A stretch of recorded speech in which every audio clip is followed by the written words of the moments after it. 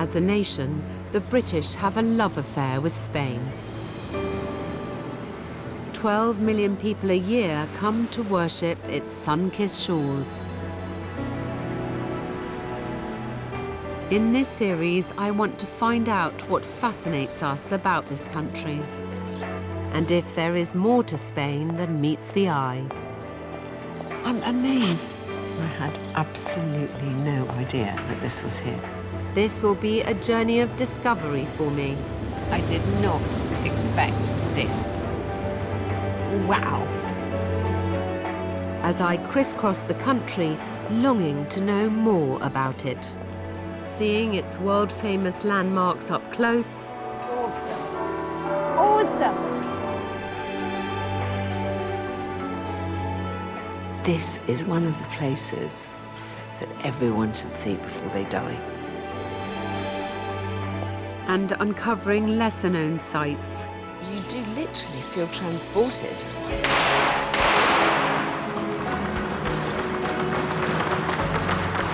As I experience this incredibly vibrant culture. It's pretty mad, isn't it? I think it's just one of those moments I'm never going to forget the whole of my life. Cheers! There's nothing like this anywhere in the world.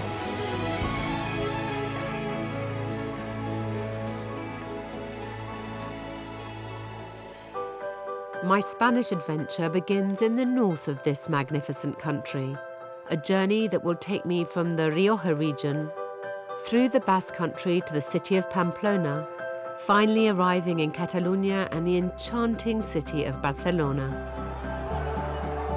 On my way, I'll experience the infamous running of the bulls.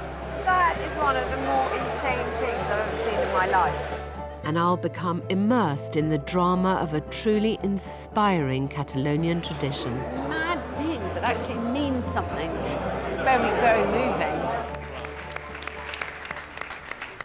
My starting point is a region celebrated the world over for its vineyards, Rioja.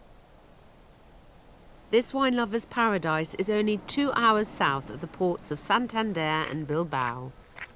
Home to some of the finest vineyards in Europe, where every year 175 million bottles of wine are produced. Nestled in amongst the emerald vines, I'm visiting one of the oldest, most highly regarded wineries in the region, Marquès de Riscal. Founded in 1858, the wines produced here are exported to over 100 countries. This is the first expansion of the company of the year 1883. Carlos takes visitors on a tour of the winery. So, well, this is the wine aging room for these three top wines. Everything here in French oak. It smells delicious in here. Is. I want a perfume. I want to smell like this. It smells really delicious. These historic cellars hold more than 37,000 barrels of wine. The subterranean vaults are where the vintage wines are stored, and where I'm being given rare access to what they call a cathedral of wine. So we are in the original winery. This is the cathedral. What we call it here the cathedral is the treasure of the winery. And inside here we have wine since the very beginning. Since 1862, it was the first wine put in bottle.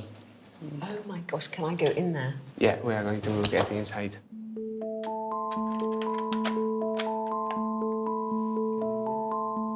Wow. This is my kind of cathedral.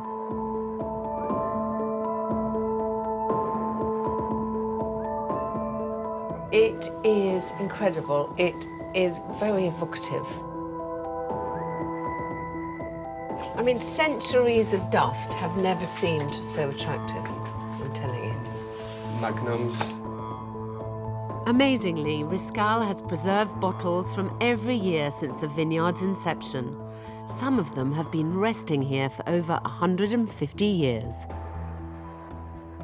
So this one I know is 1870, because this one... Is it still drinkable, this wine? Yes, it is. It's because of the conditions we have in this room. We are talking about the humidity between 80-85%. It's always the light off. Today we can say it between 75-80% of this wine is still drinkable. And I hate to bring it down to the base. What would a bottle of 1870 sell for? So the question is, in reality, we don't sell these bottles. We open them in very special occasions. It's priceless.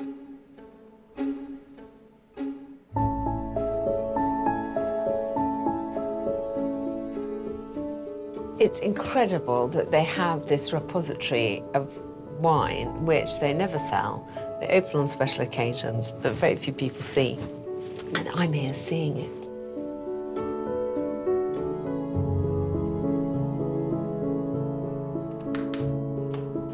The wine might be priceless, but not everything here is quite as exclusive. There is plenty for tourists to see. And as part of the experience, they can stay at this hotel. Built on top of the wine vaults, this is one of the most striking pieces of architecture in the country. Isn't that beautiful? It's rather amazing here in this really verdant countryside to find this modernist masterpiece. It's very exciting to come across it. Incredibly, the owners managed to persuade the legendary Canadian architect Frank Gehry to design this bold hotel. Its dramatic ribbons of pink gold and silver titanium have echoes of one of his most famous buildings, the Guggenheim in nearby Bilbao. When he was first asked to take on this commission, he refused because he'd only just recently done Bilbao. And cleverly, the owners enticed him with a couple of bottles of wine from his birth year vintage. And he was persuaded, and this is the result. Quite something. But a stay here isn't all about drinking the vineyard's wine. I'm visiting the spa to experience what they call vinotherapy.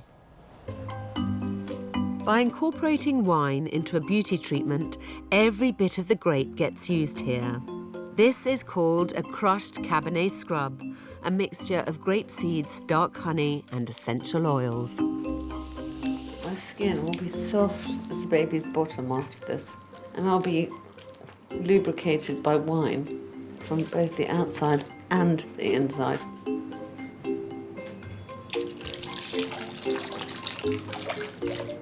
So relaxing.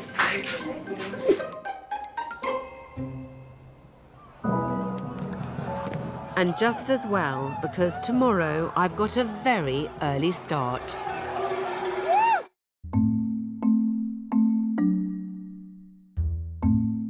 I'm in the north of Spain, in the Rioja region, famed for its vineyards. At the heart of it is the charming city of Logroño, a place that, in recent years, has built up quite a reputation for its food. You'll find several Michelin-starred restaurants here, but the quality of food is remarkable even down at street level. Those in the know can get some incredible cuisine in Logroño for a fraction of the price. On one street in the heart of the old town, you can find a plethora of pint-sized culinary delights called pinchos. ¿Cuánto bar hoy? Hoy aquí hay 73 establecimientos. 73 bars here today. I'm looking forward to this. Yum, yum. My guide Ricardo runs the association that the 73 traders belong to. Each one of them serve a different pinchos, which is a take on the more widely known tapas, but usually served on a skewer. Typically washed down with a glass of local wine, a wonder down this street is a bar crawl with a difference. What's this? Esto es lo que se conoce como la senda de los elefantes. Yes. Porque la gente, cuando entra, Sí. sale trompa. Entonces, trompa quiere decir en español ir borracho, y entonces van... Barcolando. Exacto. So as they walk from bar to bar with a drink every time, they kind of stagger here and there, and that's the pathway of the elephants. Este este es uno de los bares que ponen pinchos más sofisticados, más de cocina moderna. Oh, very nice. Oh my gosh, love, look at, ooh. How beautiful they are.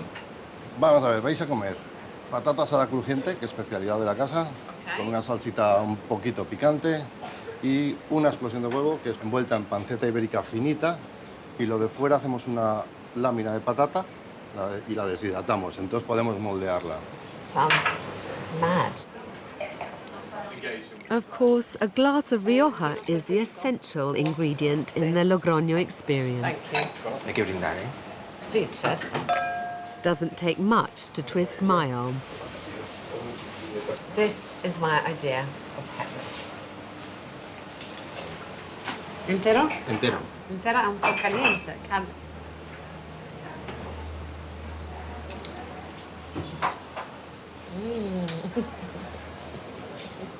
That really is an explosion of egg.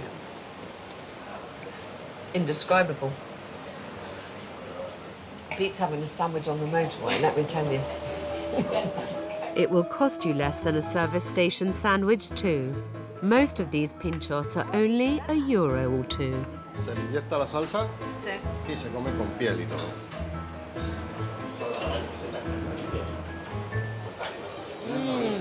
It's lucky I'm not on a diet because I cannot imagine that this is terribly good for the figure. Salud. I'll walk it off on the way to my next treat. Vamos a tomar una brocheta de langostino con piña natural. Cuida que quema igual. No, está bien.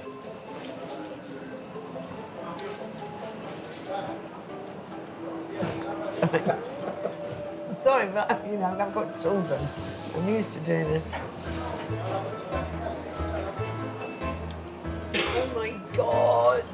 I mean, it's 3 o'clock in the afternoon. I'm on my 3rd glass of wine. This is turning out to be a very good day. Suddenly, the elephant's path is making sense. Gente va a trompa y va de bar en Va bar. trompa. I like Va a that. trompa, de ahí viene. Our final stop is a Logroño legend. Los cojonudos! That means basically the dog's bollocks, because these are the best of the best. Este es el cojonudo. This is a typical Riojan pinchos with a trio of local ingredients: fried egg, chorizo, and alegría, which is a spicy chili pepper. Y entero. Oh my God. Si puedes. Okay. Okay. You first. Uf, está difícil. Venga.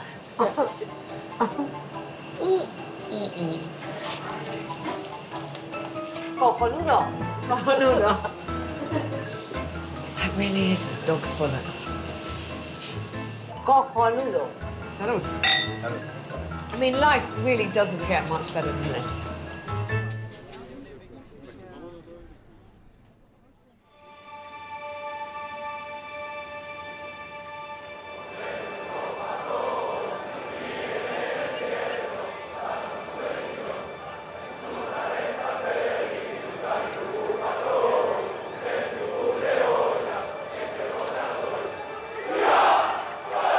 An hour northeast of Logroño is the Basque region, an area with a distinct cultural identity.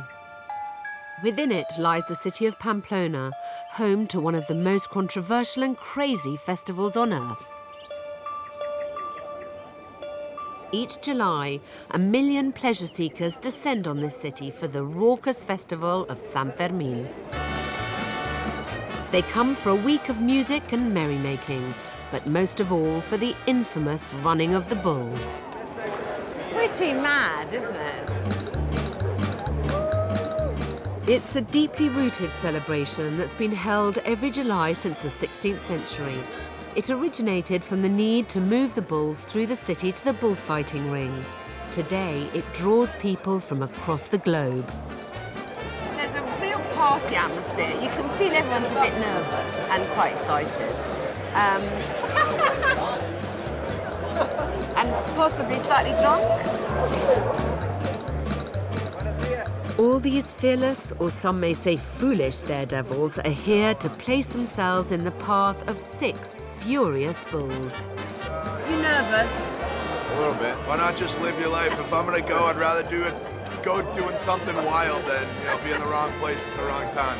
Okay. Yeah. All right, good luck. Thank you. We're running with the bull. Let's go. Wait, hey. Are you gonna run yourself? No way. Why not? No Why not? way, Why not? It's amazing to be amongst it all. I'm really glad I'm not running.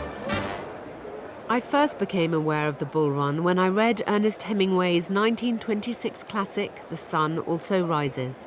The description of the festival was so vivid that it's been on my bucket list ever since. Can't believe I'm here after all these years, almost 45 years old, and I'm getting to see this. I'm so happy, really excited. It's just a pretty bonkers idea, the whole thing. I mean, look how tight they're massed down there. You know, it's quite hard to run in that kind of pack, especially when being chased by 6 bulls. Quite a few of them are carrying rolled up newspapers, and I wonder if that's to bang a bull on the nose if it gets too close.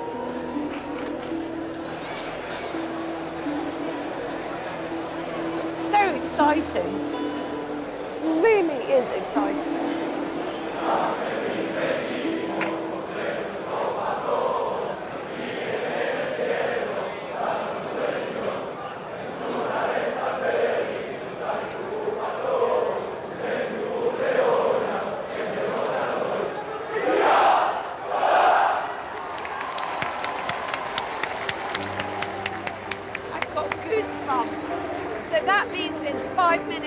That's the first time. That chant is a prayer to San Fermin to protect them. A wave of nervous energy is surging through this narrow street. I have to say, the atmosphere from when I first arrived has changed dramatically. Everyone was quite drunk and quite merry, and everyone's starting to get their game faces on. Everyone looks a lot more serious. It's no wonder there are nerves. Up to 300 people are injured every year, gored or trampled under the hooves of the thundering herd or their fellow runners. 15 people have died over the last, I don't know how many years. And lots of people get quite seriously injured.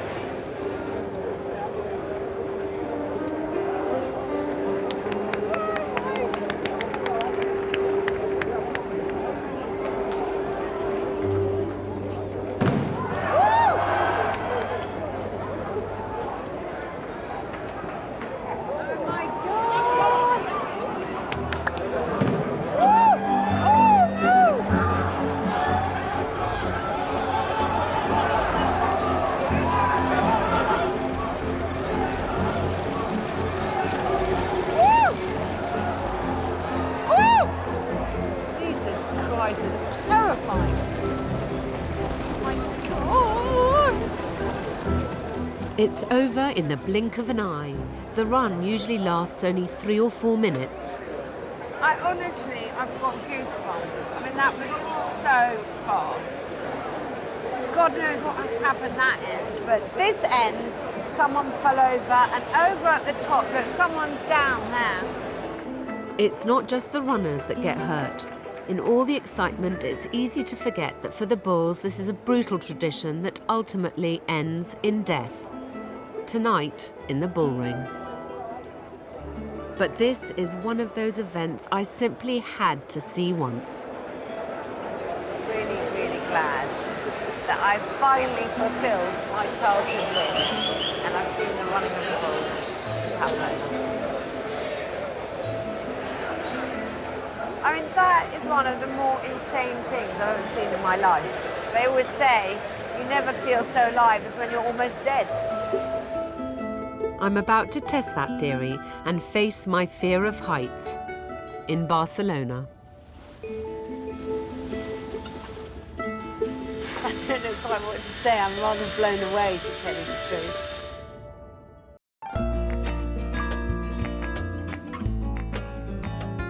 I've travelled east of the Basque Country and the madness of the bull run to the region of Catalonia.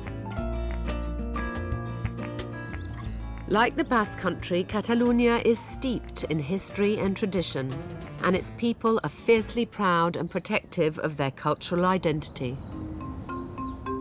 I've arrived at the jewel in its crown, its capital, one of the world's greatest cities. I love Barcelona, and I have ever since I visited it for the first time about 15 years ago. Barcelona is a completely enchanting city with boundless culture, fabled architecture and sun-drenched beaches. I feel like this is a very vibrant and creative city. It's a city that allows you to be anything you want to be. It's long been a city synonymous with art and has inspired artistic luminaries such as Salvador Dalí, Pablo Picasso and Juan Miró. But it's an architect who truly exemplified the Catalan quest for independence and innovation. His name was Antoine Gaudí. Gaudí's ingenious and whimsical creations are perhaps the most visible and famous art in Barcelona. What I love about it is his refusal to tread a well-trodden path. He went off-piste, let's face it.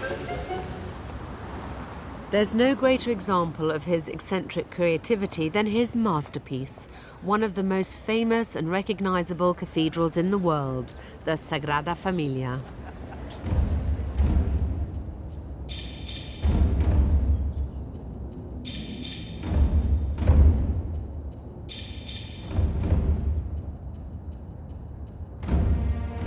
This wonder has been in construction since 1892.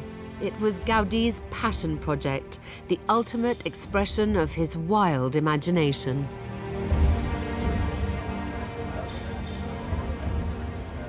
Every time I come here, I'm just overwhelmed by how over the top it is. It is so detailed and extravagant and bonkers. You don't know where to look first. There are so many things that I love about this building. When Gaudí died in 1926, only a quarter of the project was complete. By the time it's finished, it will have taken longer than the Egyptian pyramids to build. It's expected to be completed in 2026, at which point it will have been in construction for 150 years. That is, if it is completed in 2026, which many people doubt. Looking around, I can understand why. The interior is even more jaw-dropping. It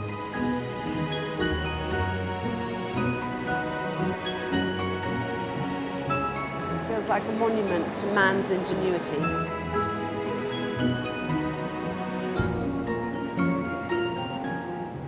It's an astonishingly ambitious building. Which unsurprisingly attracts 4 million visitors a year, making it the most visited monument in Spain. When Sagrada Familia is completed, it will be the tallest religious building in Europe. As this artist's impression illustrates, the central tower will stretch a hair-raising 172 meters into the sky. And today, I'm honored to have been given real access to the construction of that tower. But it means confronting a real fear. I am, to say the least, not madly keen on heights, but this is the opportunity of a lifetime and there's no way I'm missing out. So, just have to get on with it. Architect Esteve is escorting me on my ascent. I'm Alex. Hi, I'm Esteban. Nice to meet you. Very nice to meet you. How are you? Good. Looking forward to this. Okay, let's go. Let's go. Thanks. Esteve is one of a team of 50 architects who, alongside 100 builders, are working tirelessly to try to complete the project before 2026. Much of the work happens at incredibly vertiginous heights. So now we are gonna go up till 30 meters. Awesome. Awesome. Just being able to see this so close. It's amazing. How high does this lift take us? Well, we're gonna go from 30 till 54 meters high. 54 metres. I can only imagine the weight on this architect's shoulders to realise Gaudi's extraordinary vision. But what is more terrifying to me right now is that I've still got to go up. This is not comfortable for me. Look at this! And this, Oh my God. yeah, don't look down. I'm not looking, don't worry. Oh my goodness. We're almost there. Oh my God. It's mad. Ugh.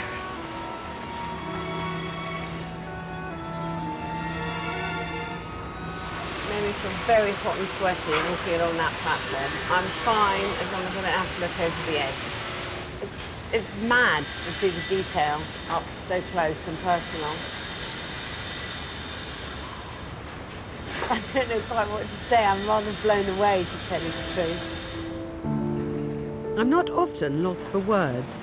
Perhaps my fear of heights has rendered me speechless. And there's another lift to go.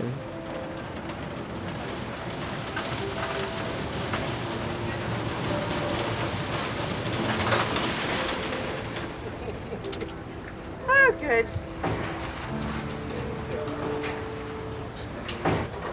Oh my gosh, this is really exciting. Yay!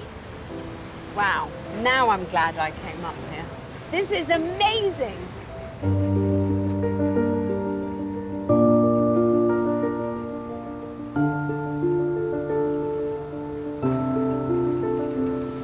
Well, as you can see, we are in the highest point now on the works. We're around 85 meters high from the ground. This is as high as I've been in a long time. And it's as high as I plan to get. You could see that this will be the beginning of Jesus' Tower. And also when this will be completed, we will have the cross and the whole building, which it's really in the center of the city. Gaudi believed that nothing man-made should ever be higher than God's work. It's no coincidence, then, that the ultimate height of his monumental creation will be 1 meter short of Barcelona's highest mountain, Montjuic. Coming up here was definitely worth the fear. I mean, you've got this amazing view. I've got to see some work that very few people get to see really up close. I wouldn't have missed this for the world. The cathedral may be the most recognizable piece of art in the city. But in the Gothic quarter just off Las Ramblas, a shop that counts Salvador Dalí and Pablo Picasso as former customers is also well worth a visit. At the legendary El Ingenio, they sell giant papier-mâché heads. It's surrealism in the flesh.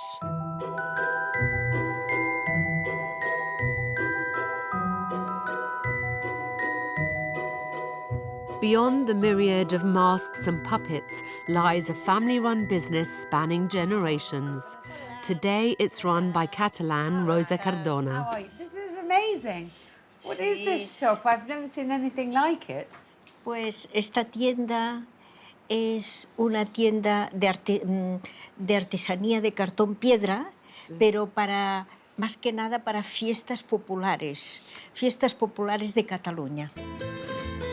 These giant heads are used in festivals that happen all over the region. So, how long has this shop been here in Barcelona? De 1838. No! Yo no estaba. Oh, Tenemos cabezudos de gente popular, pero también cabezudos grotescos. Where do you make these things? Ah, en el obrador. Okay. Hidden behind a curtain at the back of the shop is a dark, cave-like workshop where master craftsman Augustin methodically molds these weird and wonderful heads out of layers of papier-mâché.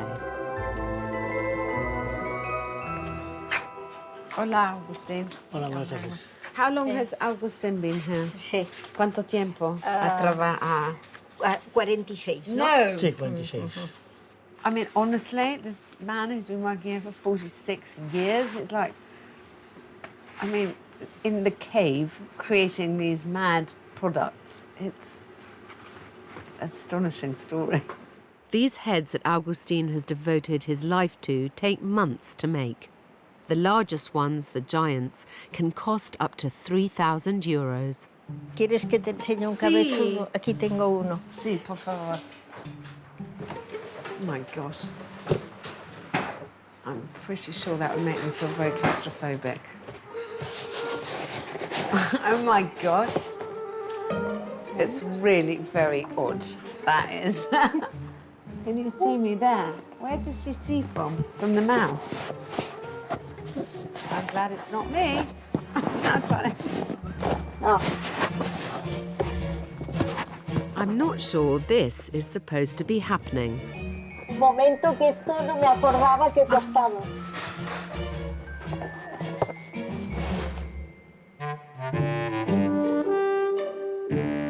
Now I'm starting to get worried. He tenido un problema. I've never had to rescue someone from an oversized head before.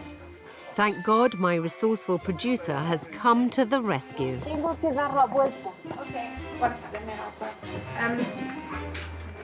¿Sí? Oh. Hacía tiempo que no me lo ponía. Este es demasiado largo para mí. A veces me he probado otros, pero este modelo no. Honestly. Oh, pobre señora. No pasa nada. Are you okay? Me conformo con una careta así.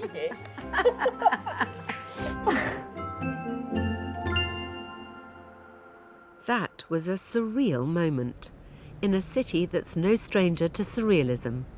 Perhaps because Barcelona has a long history with the powerful spirit absinthe. Bar Marsella is reputedly the oldest absinthe bar in town.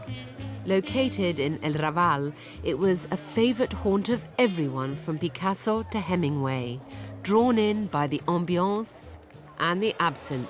Good evening, Jose. It's been in Jose Marcella's family for generations. Thank you. This place looks like it's exactly the same as it was 3 generations ago. It's exactly looks the same. So I've been looking at some of the bottles on the shelves. They are real, they are full, Oh my gosh. and some ones is from 1818, 1820s, 1850s, depends of the year. This is because we forgot where are the keys and we never open back. So it's very practical. It's just there because it's there.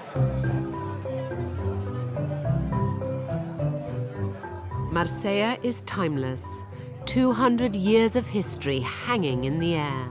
It's in the peeling paint, the dust-ridden shelves, the blackened mirrors and the chandeliers choked by cobwebs. I love the fact that you don't play music in this bar, that when you come here, people can hear each other. But it's very unusual these days. yeah, this is the most important thing of a bar. Yeah. The bar is a connection with the people. This is a bar for night owls.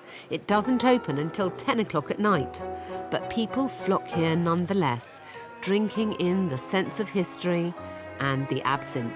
I fear I'm not going to like it, but I'd still like to try an absinthe. Perfect. I will give you one. Thank you.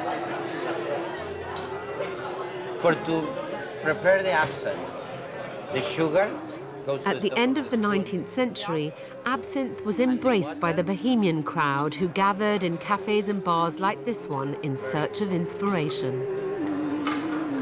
Although it was banned at the turn of the century, absinthe is now perfectly legal in every country in which alcohol is legal.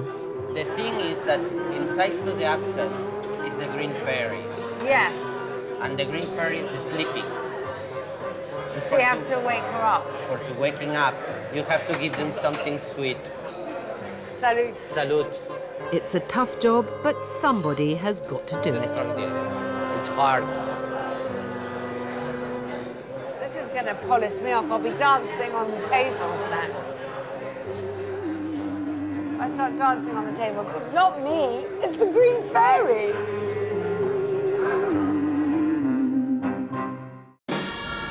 I've travelled to Barcelona in Catalonia, a region with a strong identity. In Catalan culture, nothing symbolises this more than the unique phenomenon of human towers. Wandering through Barcelona, it's a fairly common sight, even though it may look and sound like a medieval fair. Young or old, big or small, everyone is welcome in the human pyramid. Slowly and methodically, the castle builds up. It requires technical ability and daring, but these human towers are not just an exercise in thrill-seeking. Dating back to the 18th century, human towers represent the foundations of Catalan culture. I'm on my way to meet Eduard Perez, one of the organisers of the Castellers de Barcelona. Where does the tradition of human towers come from? It's a 200 years old tradition, especially from Catalonia. It comes from a religion tradition. They try to simulate the cross of Jesus Christ, but with the pass of the time, we have avoided the religion sense, and today it's just a tradition, a Catalan tradition, that resumes what are Catalan people. Does it have a social value, do you think? What do you get from it? It's the collaboration, the solidarity, the team working. There is a motto to say what human towers are: força, equilibri, valor y seny. That means strong, balance, courage, and common sense. The four words are very important for the Catalan tradition of Castellers. I'm going to join a Castell training session to learn more about this Catalan tradition. These local people gather for 3 hours, 3 times a week, to practice and perfect. I'm just amazed by how many people turn up on a Tuesday night just to do this.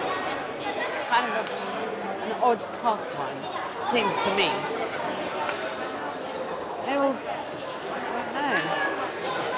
It's not what I was expecting at all. Venga, va, som-hi. It's a combination of balance, strength, and clenched teeth concentration, with a healthy dose of bravery and trust. It's way more intense than I had anticipated. There are 3 definite parts to a castle: the piña or base, the trunk, and the pomme de dalt, the crown of the castle.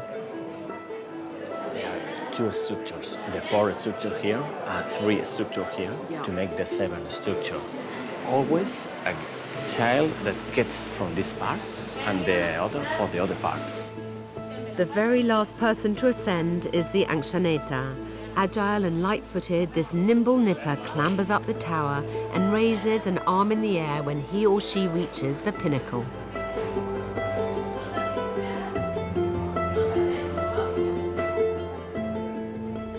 As a mother of 2 small children, my heart is in my mouth, and I feel strangely emotional.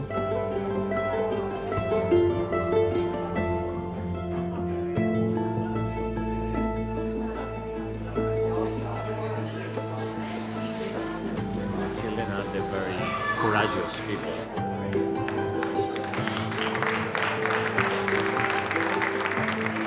It's the most incredible thing. You need the combination of all the people, all the human team working together. It's an incredibly moving experience. I don't know how else to say it. Well, do you want to join us? Come with me. Eduard has invited me to become part of the piña, the base of the tower. As they put the people, I will put you. 2, push with your arm and your hands. You have to take the arms like this. You will take her. Or here or here. ¿Vale? Approach to the tower. Wait a minute, wait. Now, take the arms here, touch with the chest and the head down, okay?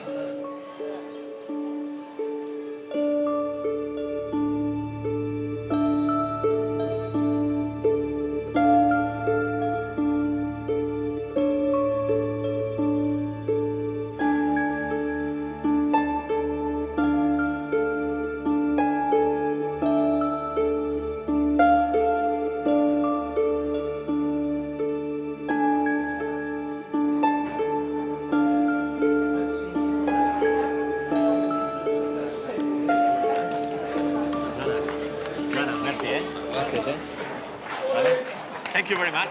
If I join us to a vineyard. Have you enjoyed it? Yes!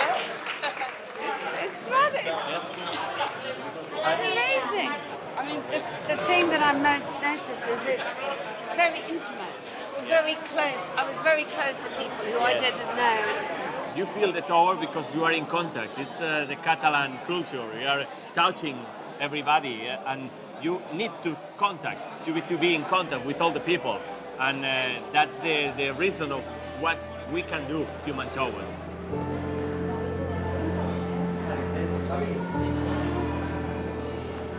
That was the most astonishing, affecting, and humbling experience.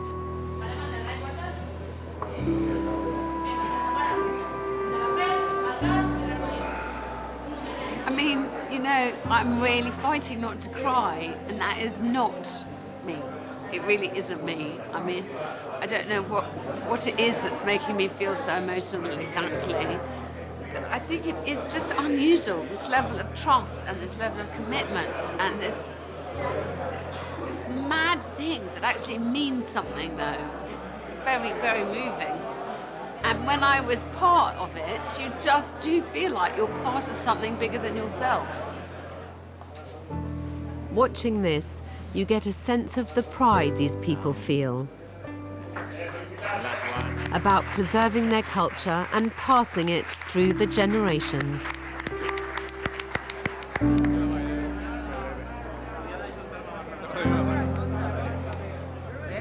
I think it's just one of those moments I'm never going to forget the whole of my life. The day that I came and saw this happening here. This experience perfectly encapsulates everything I've seen on this first leg of my journey.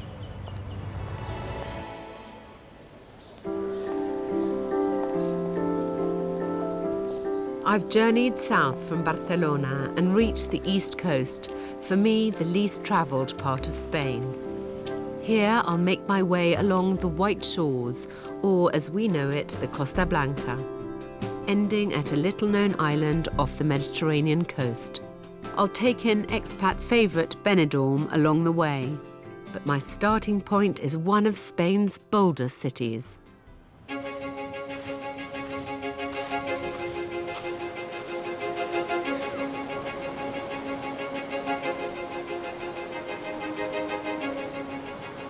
I'm in Valencia, and I love any city by the sea. It's so special to have everything a city can offer, and all this too. The British visit this old port city more than any other nation, its glorious beaches being the main draw. But for some reason, the beach alone has never been enough to entice me here. It is strange, because I've travelled quite a lot in Spain, and Valencia is the third largest city in this country, and yet I know nothing about it. Now I get to remedy that.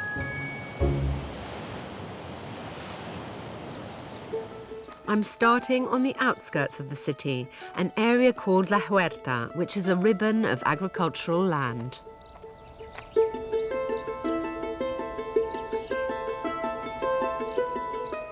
Many visitors to Valencia are surprised to discover this verdant lair exists. It's astonishing that there's so much of this green, fertile land so close to the city. This is what Valencia's wealth was built on, all the olive oil it produces, all the oranges, the raisins, all from this area here. But La Huerta has given the world much more than its produce, because here is where Spain's greatest known dish originates, paella.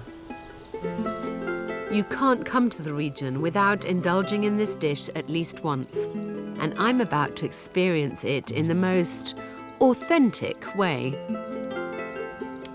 I'm getting completely choked out.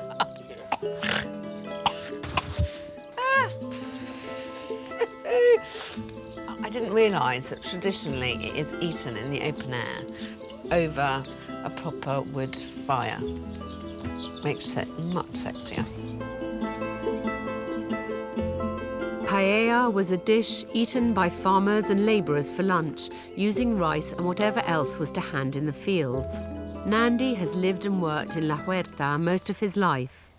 40 years on from cooking his first paella, he's perfected it.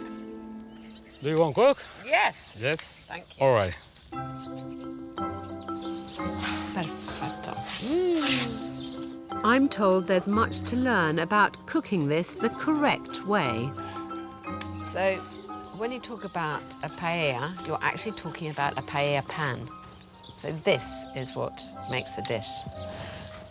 ¿Qué carne?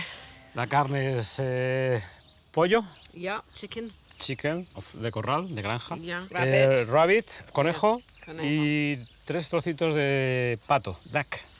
Ooh. So this, as it's a special occasion, so he's adding in some duck. Do you mix seafood and meat? Pescado y carne? ¿Junto? ¿Together? Sí. No. No. Sorry. Seafood paellas are fine, but then you just do seafood, or you just do meat. Never together. Never the twain shall meet. And it's not the only rule to be strictly abided by. You don't put in chorizo. No. Oh, it's a crime. Ah, it's a crime. It's a crime against cuisine. En español, puedes hacer la paella con lo que quieras. Yes, with whatever. You can make a paella with whatever you like, but you cannot then call it an authentic paella. No. Y no es paella valenciana. And No especially not a Valencian paella. Okay. This Yeah, is I'm clear. authentic. Okay, don't worry. No chorizo, never, chorizo. never again. Again. Never, I promise, I swear. Next come the vegetables. Always an assortment of green beans and tomatoes. And then whatever you can find growing in the region. Like these, my favourite, the last artichokes of the season. All of this produce couldn't be fresher. It's been picked from the garden this morning. It's going to taste amazing. Looks delicious already, doesn't it? I mean, this is very skilled. Apart from anything else, I've never managed to build a fire that's burnt that long. I mean, it's going to make me look at paella very differently again. It's a long, involved process. And in this heat, it's thirsty work. So this was traditionally used by farmers. Because it's clay, it keeps the water cold. They'd keep it in the shade so that they could have a cool drink whenever they needed one. Así. Sí, Si te mojas, refresca. Okay.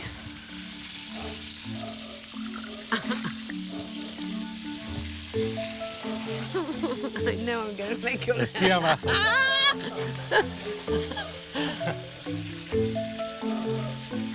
Bien. Bien, muy bien. Bien. Very nice. También se toma con vino con limonada. Ah, very nice. Yeah, I think I prefer it if it was white wine. Nandi may be a pro at cooking this, but he tells me this wasn't always the case. His first ever paella was completely inedible. Why? Why inedible? The rice is very complicated. the point of rice is to go more complicated. Yeah, because Try. I think this is something that people in England don't understand. The paella is about the rice, not about the ingredients that go into it, but the main thing is the rice. The rice. The important ingredient, no? Sí. Okay. It's a concept that's unique to the Spanish and Italians, in fact. Anywhere else in the world, the rice accompanies the dish, but here it's the focal point. He just separated out the vegetables, the ingredients, from the liquid so that there's room for the rice to absorb. Y ahora repartimos. And then you stir it in. Now everything is perfect. You don't have to touch it anymore. You can just leave it. There may seem a lot of rules to cooking the paella, but the Valencians are fiercely protective of this dish. And over the years, the recipe has been altered by different cultures beyond recognition. Guillermo Navarro is the co-founder of Wiki Paella, a Valencian organisation whose business it is to police the tradition of the paella. Why did you start being interested in paella? For us, paella is maybe one of the cultural elements of our identity as a people. When we were in Madrid or in Barcelona or in New York or in London, and we find paella that contains the product that we don't have here, like chorizo, avocado, and it's like, this is not paella. This is not our tradition. This is not the things that we can find in the field. It's about our culture, our roots. So Nandi said to me that you can put anything you like into a rice dish, but then you can't call it paella, and it's just rice with things. Yeah, the rice with things. The rice with things love is that. yeah. The rice with things is one of the best concepts. Is to say No, just tuck anything yeah, I'm in. cooking paella. Well, it's rice with things. Yeah. If I put Coke with your tea at tea time in London, very short. yeah, it's like that. It's like that. Okay, I get it. Another interesting thing in paella is the ritual around the paella with your friends. It's more than a cooking, it's just to spend your day cooking a paella. Thing is, if you can arrive to dinner with your alcohol level stable. This is the issue. It's tricky. I can see that. After half an hour simmering, the rice has absorbed the water and all the flavours and is ready to be served. Can't wait to try this. Where's the wine? Definitely. Buen vino. Yeah. Sería mejor si... I mean, this is like my perfect afternoon. That's me done that. Mira, hubiera podido traer cava también. Fernando. Really good. Nani, molvo. Un aplauso para... Sí. Thank you so much. This is how I told you before. This is the traditional thing, the traditional way to eat paella with your friends, with your family, after the convoy, after cooking everything together, everybody together. And let's try. Outdoor. Perfect. Perfect, yeah. Bon profit. Bon profit. Cheers! Cheers! It's easy to see how the traditional paella has become lost in translation in certain parts of the world, making it all the more satisfying to experience the real thing whilst in Valencia. I enjoyed the whole experience because I'm absolutely blown away by the passion these Valencians have for this dish. How knowledgeable they are, how absolutist they are. There is just no varying from the traditional Valencian way. It's their way or the highway. This region has already enthralled me, and all before I've even ventured into the heart of the city of Valencia.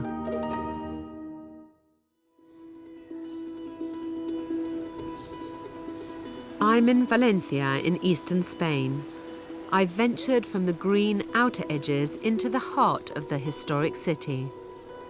Many visitors barely leave Valencia's beaches, but those who can drag themselves from their sunbeds will discover all the vibrance of a true Mediterranean city. Among the labyrinth of streets and squares that make up the old town, you'll find cafes like this one. Known as horchaterias, they are a welcome sanctuary from the stifling summer heat. But if you want to behave like a true Valencian, start your day here and don't expect coffee. I am here at one of the most famous horchaterias in Valencia. I couldn't come to the city without trying their local drink, which is made from trufal, tiger nuts. It is one of the specialities of the region. It's served throughout Spain, but it was actually invented here. Always eager to try a local delicacy. A sweet tale lies behind the milky drink horchata. The story goes that a visiting king of Aragon and Catalonia came to the city and was offered a glass of milk by a little girl. Thank you. Thank you. The king is supposed to have replied, "Excess horchata," i.e., this isn't milk, this is gold, darling. Horchata is said to have plenty of health benefits, aiding digestion and helping energize. But you have to have a sweet tooth, let me tell you. Might be an acquired taste. It is so sweet. Apparently what you're supposed to do, you're supposed to dip a Fantol into it and eat it like that, in for a penny.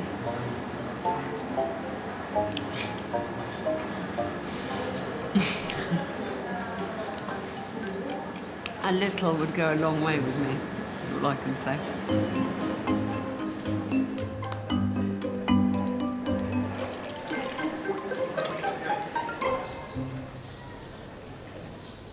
You need the energy to explore this great city. And a guide helps too. I've been given a tip-off that someone who really knows Valencia also happens to be the curator of a weird and wonderful museum. Tucked away within a Gothic palace on the bar-lined street Calle Caballero, historian Alejandro claims to have the world's largest collection of tin figurines.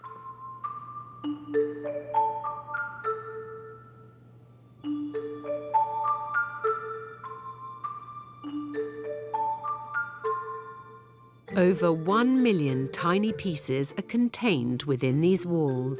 It's astonishing. It's absolutely astonishing. And its historical scenes have fascinated young, old, and even the most jaded museum goers. I like the bird cellar, the fishmonger. Yes. I love this. Some of them are very rare. We have some pieces here that belong to Napoleon, and he offered them to his son. My God.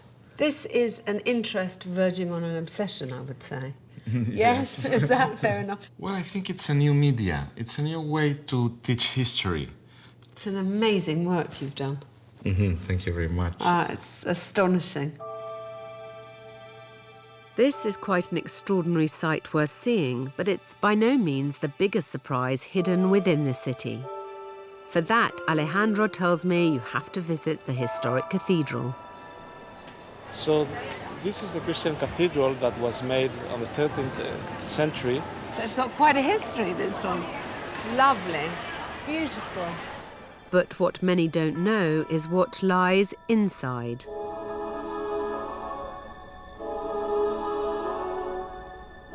For in a small room, just to the side of the cathedral, is the most sought-after relic of them all, the Holy Grail. So this is it. Holy The Grail. one true grail. It's Valencia's best-kept secret. The fact that the chapel is virtually empty shows just how little known this is. I'm amazed. You know, I'm a Roman Catholic, and I had absolutely no idea that this was here. This is the chalice believed to have been used by Jesus Christ at the Last Supper. The quest to find it has long been the subject of religion, fiction, and film, but the Vatican claims this to be the real deal. The King of Aragon bought it here in the 14th century. He owed the cathedral money, and this was deemed sufficient to cover his debts. I mean, honestly, I cannot believe that I didn't know that this. I mean, I thought you were joking when you said that there was the chalice of the Last Supper. Yes. The Holy Grail, as they call it. Yes, it's so important as a relic. Is it ever used in any services? It has been used in services, but only when the popes have come. But once it was used and it fell down. And it broke a little bit. We cannot see it. This one died 3 days later. Oh my goodness. Whatever your belief, there is something captivating about being in its presence.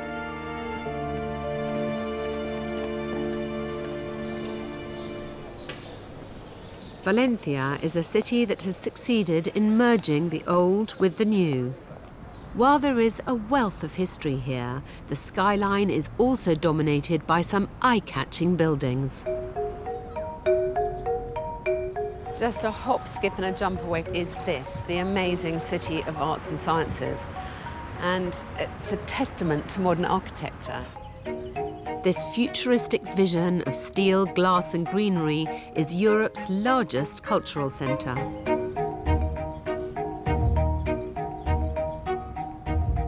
The dazzling complex of attractions was the work of local architect Santiago Calatrava, and it's built on what was once a flood-prone riverbed. The reinvention has been decades in the making and controversially cost the city 1.3 billion euros. But it has catapulted Valencia into Spain's top 5 tourist destinations.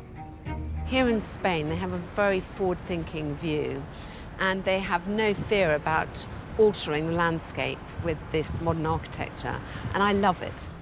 Wandering around this city has made me question why I left it so long to visit. For the most astonishing day, Valencia has surprised me from beginning to end. I knew about the beach, but I had no idea that I could go from that wild modern architecture to this Gothic Baroque surroundings. But Valencia has one more side to its natural beauty that I want to experience before I leave. South of the city, mile upon mile of flat wetlands stretch across the Albufera National Park. The watery landscape has been cultivated into paddy fields, where rice has been grown for centuries and resembles the Far East more than eastern Spain. But it culminates in one of Europe's largest freshwater lagoons. Hola, yo soy Alex. Encantada. Buenas tardes. Buenas tardes, gracias. Nowadays, these barcas, long wooden boats, work the lake, showing visitors the magical beauty of the Albufera. It's well worth holding out until sunset to make the trip. When I was told I was coming to Valencia, I did not expect this. I knew nothing about the lagoon, I didn't know about these waterways, I knew nothing about the rice. All I've ever heard about is the beautiful beaches, and it seems to me that the beaches are the least interesting part of this story.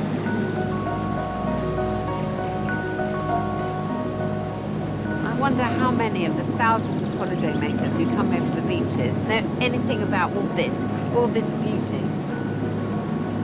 Not enough, I'm sure. I don't think I've ever been anywhere like this. So this is completely extraordinary. Next, I'm heading south, where the bright lights of the Costa Blanca await me.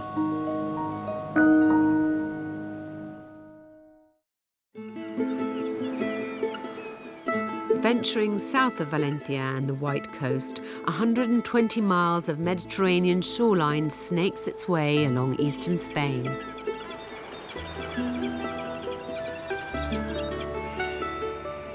The Costa Blanca is where Britain's love affair with this country is at its most intense. It's the expats' favourite destination. You'll find more British on the Costa Blanca than anywhere else in Europe, and many of them are retirees seduced by year-round sun and a climate recognised by the World Health Organization as one of the best in the world. I'm sure I could seek out rural villages and discover hidden coves along this coast, but instead I'm heading to the province of Alicante, where I'm told I'll find the Costa's very own little corner of England.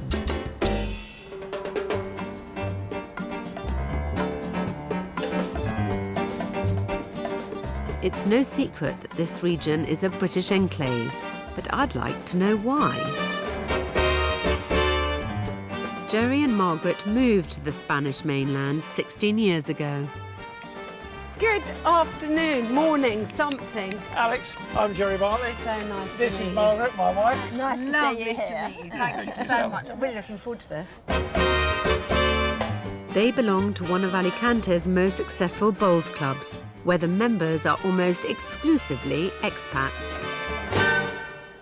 How often are you here in the club? Me? Probably too many times, according to Margaret. I tell you, that's what bring his bed down. But yes, no, I'm usually down here about 3 days a week, I should think. Yeah. How long did it take you to get good? He's still getting I'm still getting there. I am still getting there. Is everyone here retired? Literally everybody. We've just got one couple who still have jobs over here. But other than that, everybody here is retired, living the life, living the dream. Aww. And that's what I mean. Not many people get to say that. Honestly, the quality of life over here for us is so much better. So you have everything you want here. What else do I need? I've got the sunshine, I've got Margaret, I've got a lovely place to live, I've got a fantastic bowls club. We literally don't want for anything else. Is there nothing that you miss Yes, about the UK? there is something. Oh, OK. A damn good pint of British beer. Right. But other than that, no, there's absolutely nothing that I would say, God, I'm going to go back to. Good for you. OK. I want to watch a game, really. Or at least what do you call it? It's not an innings. No, What is it? no, What do you it call is. Yeah, it's a game. But Jerry has more in mind for me than simply spectating. I'm venturing dangerously out of my comfort zone. So if I can just show you, the foot has to be on the mat. How do you hold it? You hold it there with the running line with the finger, 2 on the grips, 1 around there, and the thumb there. All right. And now what I'm going to try and do is see if I can get it on the jack.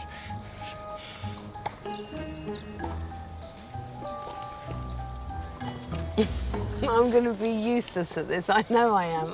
You might get beginner's luck. You never Yeah, I know. might. Oh, God, I can't believe I have to publicly do this. It's Yes. it's just so mean. OK. Look, I mean, it's Now, look. how do I know how hard? I Right, never OK. tuck one down Right, the now bloody you see- pitch you see- before, whatever it's Yeah. called. You'll try, you'll find out. OK. God, unnatural.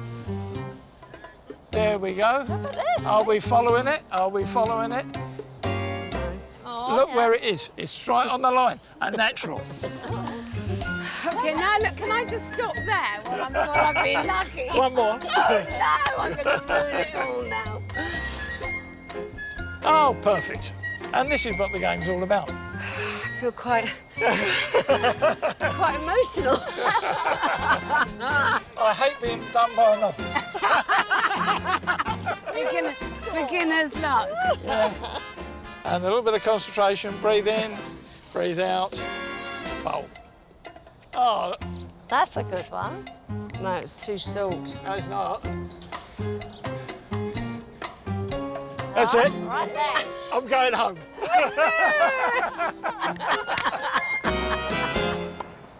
I've taken the bowls world by storm, and I've surprised myself in the process. Now, there is your closest, Yes. OK?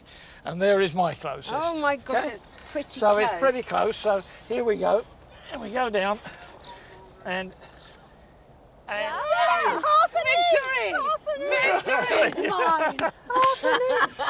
I am now going home. Thank you so much for showing me how to do that. I really enjoyed it. I had to come and experience this to truly understand why so many Brits decide to come and live out their days on the Costa Blanca. Now I get it. I enjoyed myself a lot more than I expected to. This is a really cheery bunch of people who are really enjoying their lives. What more can you ask? Just don't meet enough people who are really sucking the very marrow out of life, and you feel like these guys, they're making every minute count. And that's an attitude I completely concur with. But this is the gentler side of life here. I still have to confront its most infamous resort.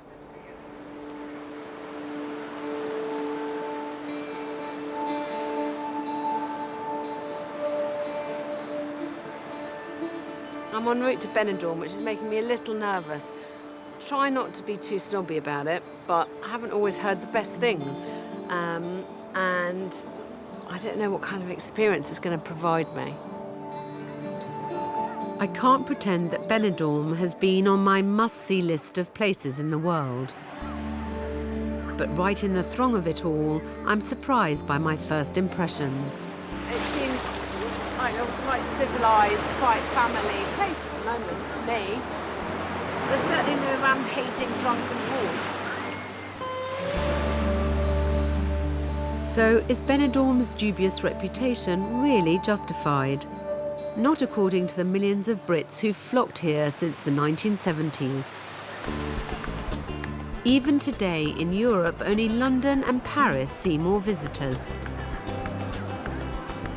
Just 2 hours from the UK, and with package tourism and low-cost airlines making it more accessible than ever, Benidorm's popularity shows no signs of waning.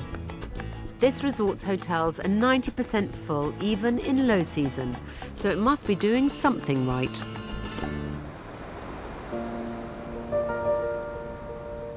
Benidorm's history fascinates me. Just 60 years ago, barely anyone knew the place even existed. Until 1950, when Pedro Zaragoza Orts became mayor and set about putting the tiny village on the map. Benidorm's iconic and imposing high-rise design was Zaragoza's vision. He wanted to create the ultimate tourist playground, and he wanted everyone to have a sea view. So he encouraged mass building of skyscrapers. Zaragoza was defiant in his ambitions. In just 15 years, he created beaches from sand dunes, brought in water and electricity, and even managed to get Franco's controversial ban on bikinis lifted. In the 70s, an astonishing 12 million sunseekers flocked the resort, and the rate of development since then has been jaw-dropping. Astonishing. It's impossible not to feel the British influence here. And within the stream of souvenir shops and supermarkets, you'll find Vicky's Salon, an expat who moved her whole life to Benidorm 11 years ago. I'm intrigued. Plus, I can't resist a bit of pampering. That colour, please. All right, let's do it. Gonna go for that one? Let's do it, babes. Okay, let's go for it. What is it that has made Benidorm such a draw all these years? There's something in Benidorm for everybody. Benidorm is just not what people think. People only think it's the party life, the madness. We get lots of party people, but that's only a tiny, tiny part of Benidorm. The knockers of Benidorm, many of them have never been here at all. Yeah, well, including me. And the ones who have and knock it have never ventured out of this very small area of madness. It is Spain. People think this is Little Britain. But people can come here and live a little Britain life. You can't can. they? Yes, and many, many thousands and zillions of people do. My mother-in-law's lived here 30 years and she speaks 3 words of Spanish. You can do it if you choose to do that. But I think by doing that personally, I think you miss out hugely. I like to go to Spanish bars. I love the atmosphere, the noise, the vibrancy. I really do feel a foreigner in the UK now. Do you? Yeah, I really do. Well, give me some examples. What freaks you out there now? Driving on what to me now is the wrong side of the road, and I never thought I'd say that. Eating. We eat so much later here. Oh, it drives me mad, though, that. And it's the whole cultural thing. It is like this kissing people, which to me now is normal. You kiss the bank manager, you kiss everybody, and you find yourself doing it in the UK and they look at you as though you are absolutely kissing your bonkers. bank manager. But people here just kiss everybody. I just noticed you used the phrase we then about something happening here in Spain. Does that mean that you feel more Spanish than English? I am English and I'm proud to be English, but this is where I've chosen to live. There are odd British things I miss, like Battenberg cake and things like that. But you are a scream, I love it. Battenberg. I don't know what the Spanish version is of knighting somebody, but they should knight you for services to tourism, I'm telling you that now. If you were going to encourage me to see the real Benidorm, the Benidorm that you're so passionate about and that you talk about so convincingly, where would you send me? You need to go down to the far end of the Levante beach to the projectory that sticks out, which is the Mirador, and that is absolutely heaven. What nobody believes Benidorm exists like that. Okay. So do it. I'll do that then. You are commanded. Listen, I always know an expert when I hear one. I'm going to do it. I'm going to do what she says. Perfect. Look at my lovely nails. Thank They're you beautiful. very much, both of you. No problem. People speak with such fondness for Benidorm, and I think I understand why now. I've not spent long here, but already I can see that the brochures and the TV only tell you part of Benidorm's vibrant story. You have to experience it for yourself. So I'm standing at the Mirador. And Benidorm has really surprised me. It's not at all what I was expecting. I think it's become lazy shorthand for everything that's bad about a package holiday. And that has just not been my experience. It's so stupid of me to make a judgment about somewhere I've never been before. But I know better now. Look at this lovely sea. Look at the endless beaches I've seen. And yes, there are plenty of madding crowds, but there is so much more than that here. And you're never far from a true, authentic Spanish experience, as I'm about to discover. When you found yourself fatigued by Benidorm, it's easy to escape and discover a complete antidote. I do love a little boat trip. I'm retreating, not far, but somewhere that feels a world away. Just a few miles off the incredibly populated Costa Blanca, away from the madness of Benidorm, is the tiny island of Tabarca, which I believe is the smallest inhabited island in Spain. At just 2 kilometers long, Tabarca is an unspoilt fishing village. Its rocky shores peppered with coves. Apparently, the pristine waters here offer an unmissable snorkeling experience.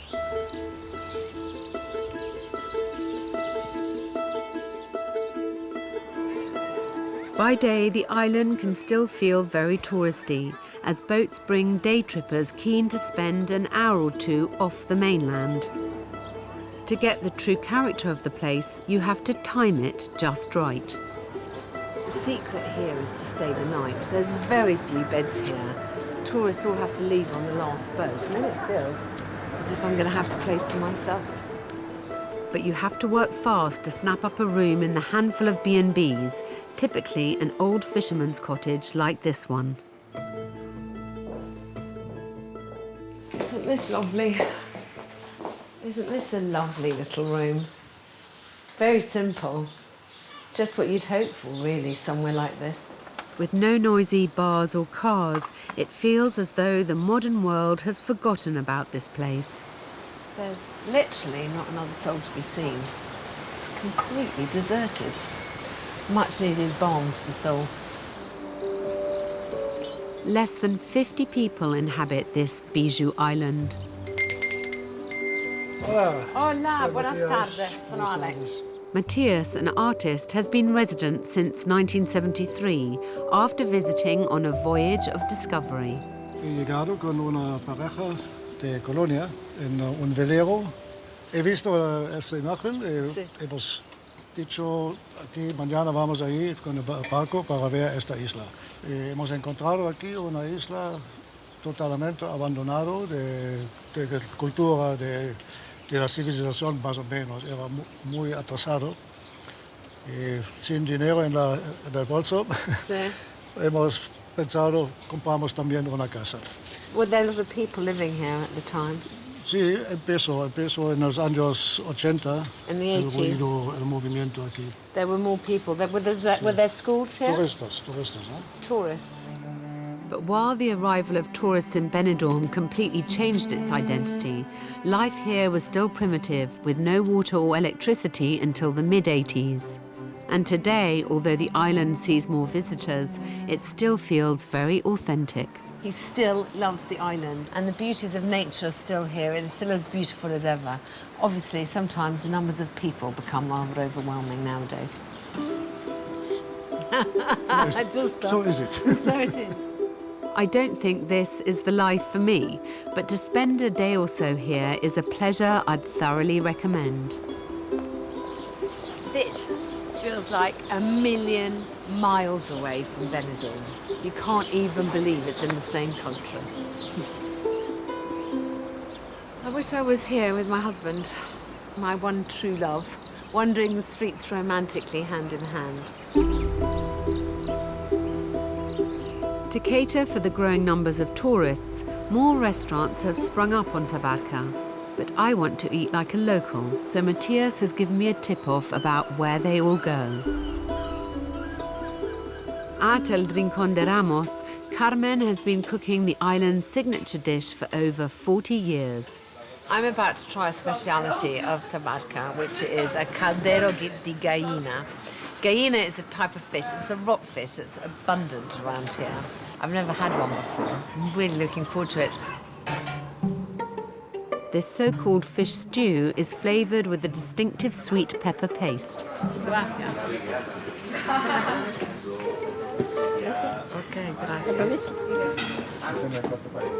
But this isn't exactly what I expected. You've really got to work for it. It's a very bony rockfish. Look at this, all bone and no meat. Hardly worth the effort, I would suggest. Very tasty though. Delicious.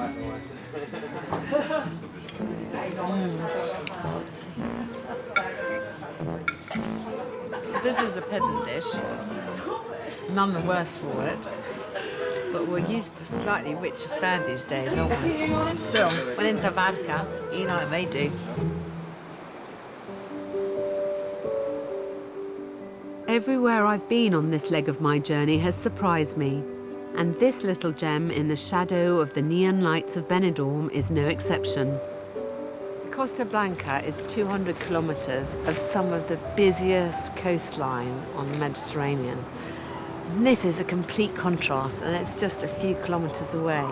Beggars belief that somewhere like this still exists. I'm glad I've come here to see it for myself. I'm leaving the Costa Blanca feeling very different to how I thought I would. What I've found in this small stretch of Spain has really surprised me. I've found beaches, culture, solitude, and madness. It's all here. I'm definitely coming back to this part of the world. I'm longing to find out what other forgotten corners there are.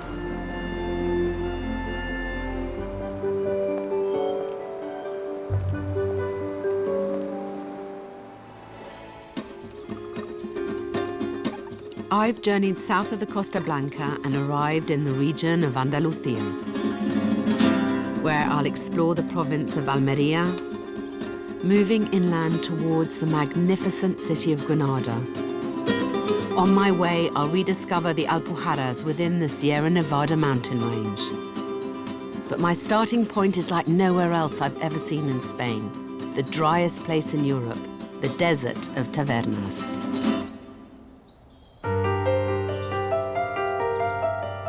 I've visited Andalusia a few times, and to me, it's one of Spain's most authentic regions.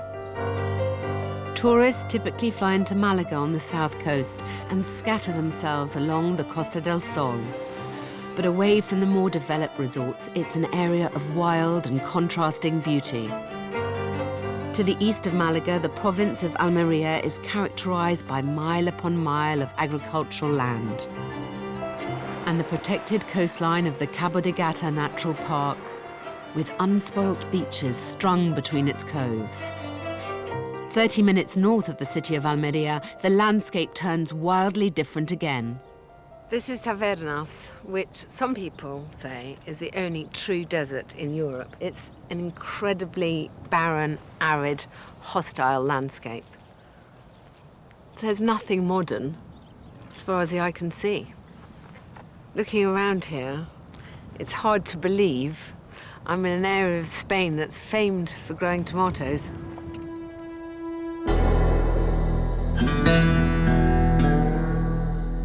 Within this 100 square miles of eerie wilderness, over 400 films have been shot. Maybe you can hazard a guess at one of the genres that led the Hollywood invasion. I feel like the only stranger in town.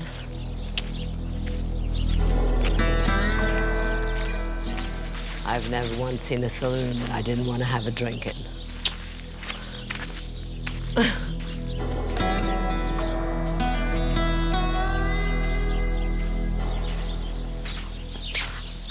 Like the moody cowboy.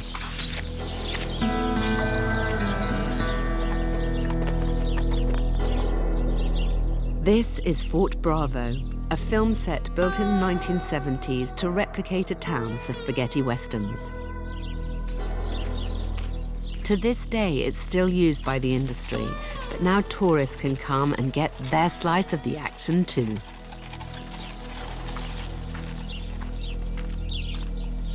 This place is so cool. It's amazing. There's the old water tower, which is probably going to be pulled down by a baddie any moment.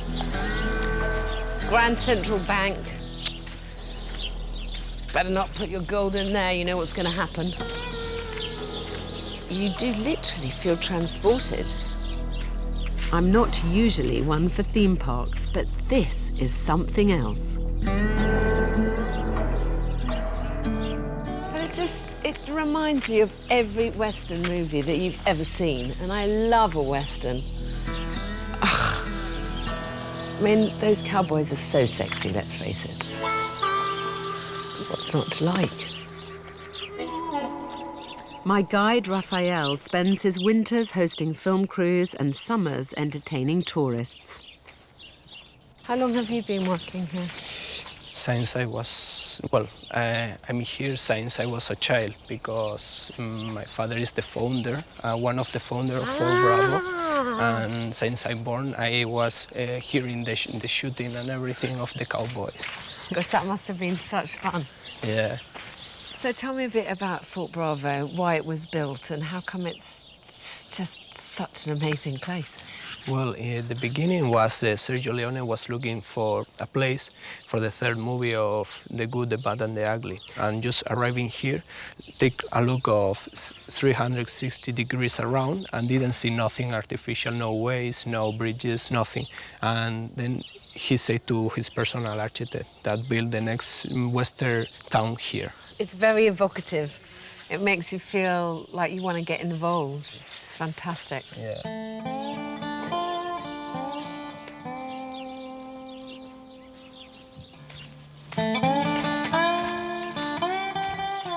This is just so much less cheesy than I was expecting and so much more evocative. It's just, what a great place to hang out. Just not dressed right. But that's easily remedied here. I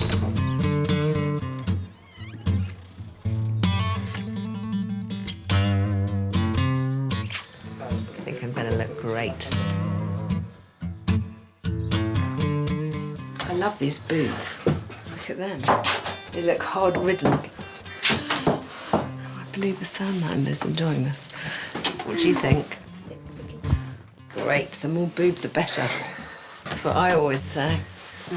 Very nice. Fantastic. Yeah, I know. I think I should dress like this all the time.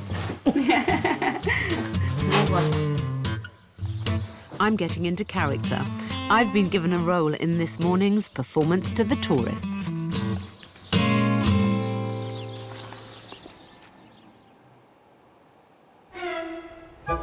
I am a whiskey-serving bar girl. Now, anyone who knows me is going to know that this is right in character. Really, really looking forward to this. Can't wait.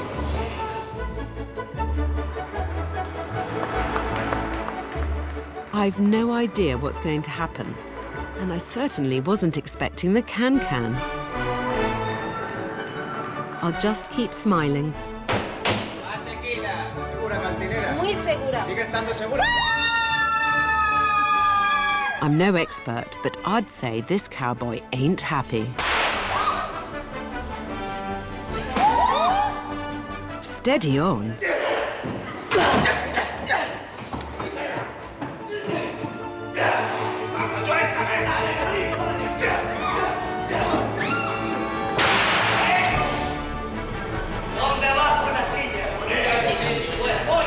I didn't think it would be quite so dramatic.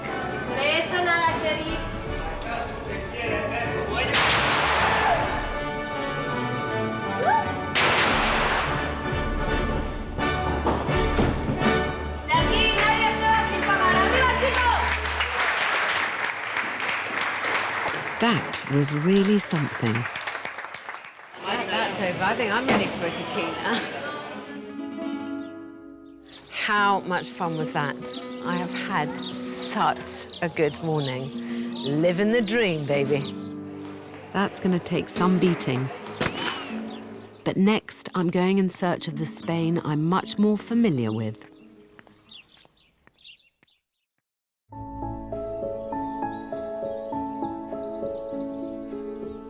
Two hours inland, west of Almeria, you arrive in the thick of Andalusia's imposing alpine backdrop, the Sierra Nevada mountain range. Its snowy peaks form the highest point in Spain. Its lower reaches, the Alpujarras, first enticed me here 15 years ago. 70 glorious kilometers that are a joy to explore. I love the Alpujarras because they're fantastic for walking, and they are full of little tiny villages that are so far off the usual tourist trail that you still feel like you're getting some of the authentic Spain. I've been here a few times and I'd like to come a few more. Unlike the dry conditions I've just experienced, here the snow-capped peaks keep the area verdant with trickling streams.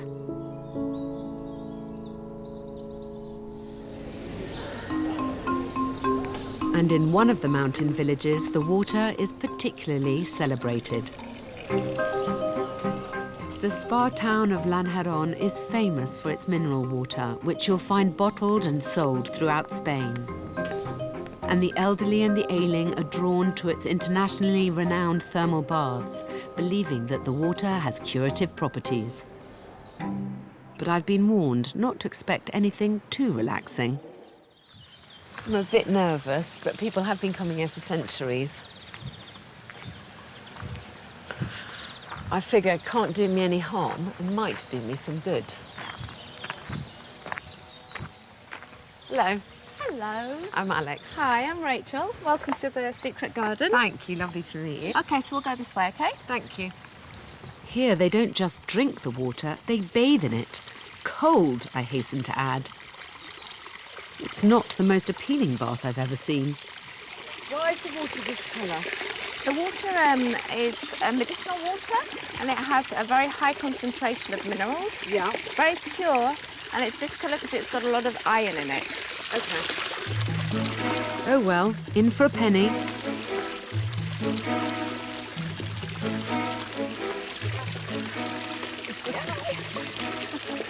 Is the temperature okay? It's perfect. It's perfect. Okay, so if you'd like to just relax. Okay, and I'll come back in 15 minutes, Thanks, okay? Rachel. All right, then, see you later.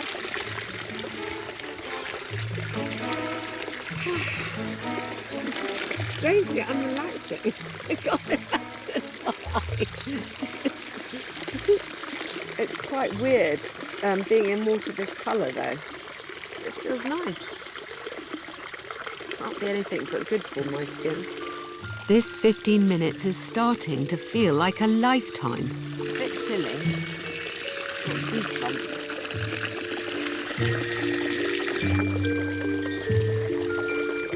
Rachel isn't done with me yet. Next, a freezing shower.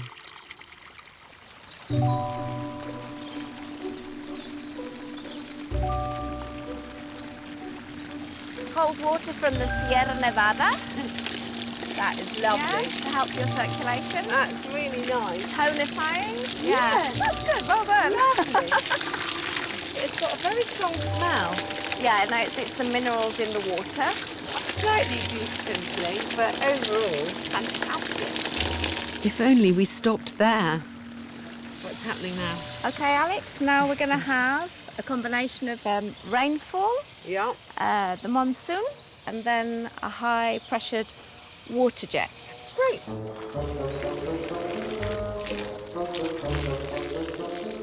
Brave the monsoon. Now this is cool. Well done. Okay. Yeah. Okay, so now I'm going to give you the water, the hosing down. Okay. Me. Yeah.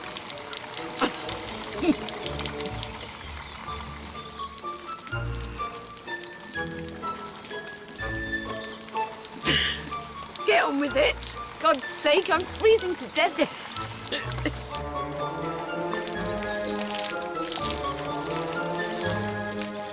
And it's 60 euros for this so-called relaxing experience.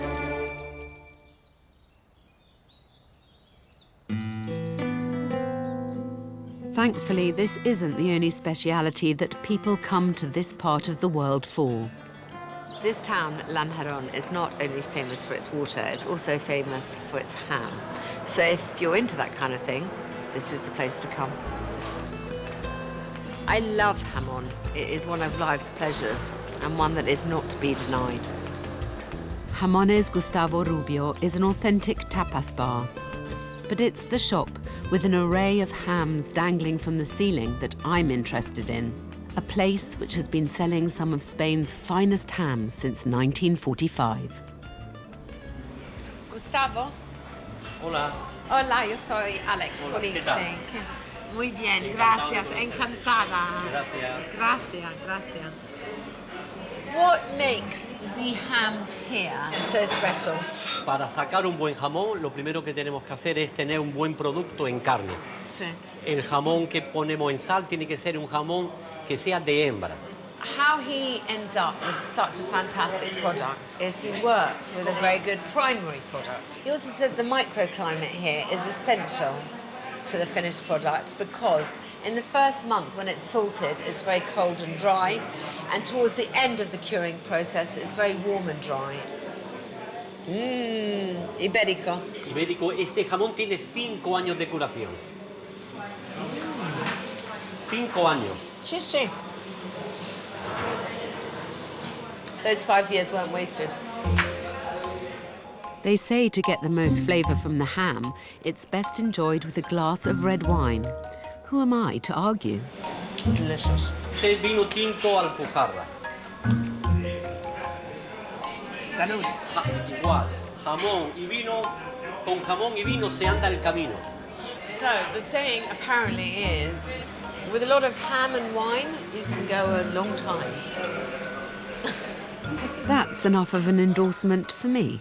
Yo tomo mucho jamón y mucho vino. Perfecto. ¿Y sabe la edad que tengo? 20 años. 20 no, tengo 70. Oh my God! Pero tomo mucho jamón y mucho vino. Well, that cheers me up. Normally, when you ask someone how they look so great so long, they say, well, I haven't smoked that much, I haven't drunk that much, and I lead a vegan life. No, instead, he's drunk a lot of wine and eaten a lot of ham, and he's 70 years old. I'm telling you, this stuff is good for you. In truth, the clear air and the climate probably have something to do with it. And half an hour away in the remote wilds of the Alpujarras is a little-known hotel where you can enjoy the peace and tranquility. It's a place I've grown incredibly fond of. I am so excited to be back here. I was last here about 15 years ago. I had a couple of visits, loved it. Can't believe it's taken me so long to come back. My mother first recommended Alquería de Moraima to me, which looks out across the Sierra Nevada National Park. Thank you. See you later. See you later. Its 22 bedrooms feel like a real mountain retreat. When I came here 15 years ago, it was because I like walking, and my mum and dad had done some walking in these mountains and suggested this is a good place to stay. It's amazing to think this was only done 20 years ago. It looks like something that's been here for hundreds of years. The ceiling's pretty bonkers. The tiles, the pictures, it's all done in very, very good taste.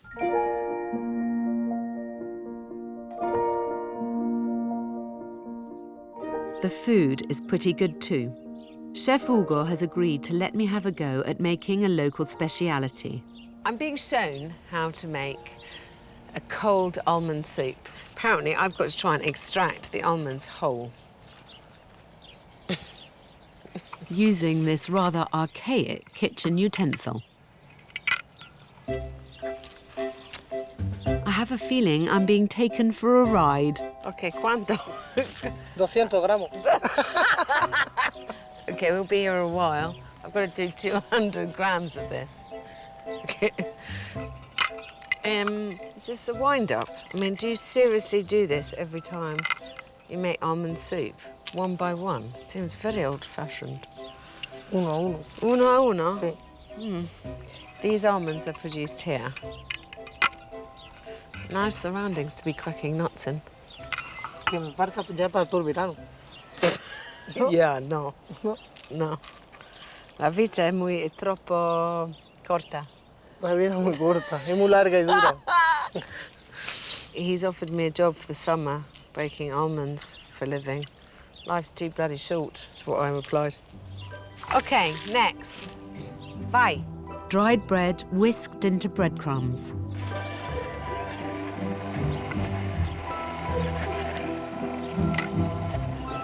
And then the almonds, which I've now learnt are about to be ground. I mean, honestly. Un diente de ajo.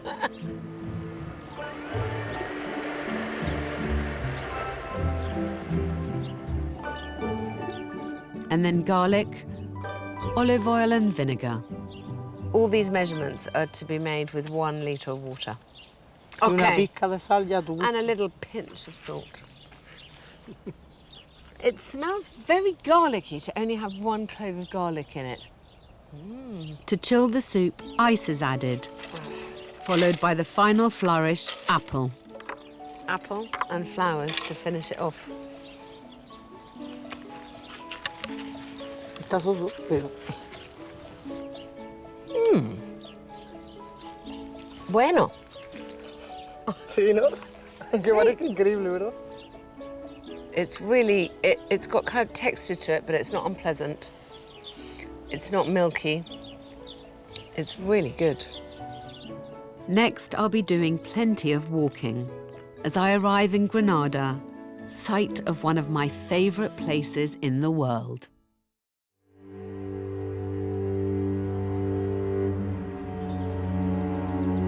"45 minutes north of Lanjarón, within the foothills of the Sierra Nevada, the fascinating city of Granada lies waiting to be discovered.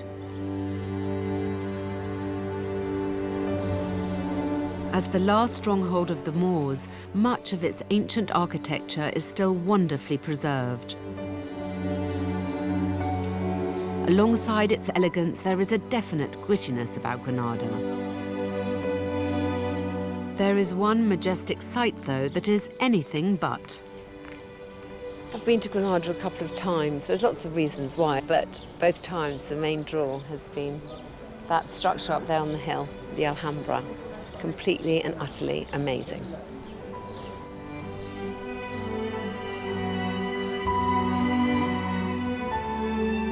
It's absolutely worth braving the crowds for a visit to this Moorish palace perched high above the city.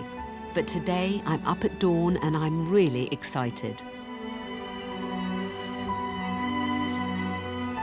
I've been given access to the Alhambra early in the morning before anyone else is in here. Only the cleaners are still here.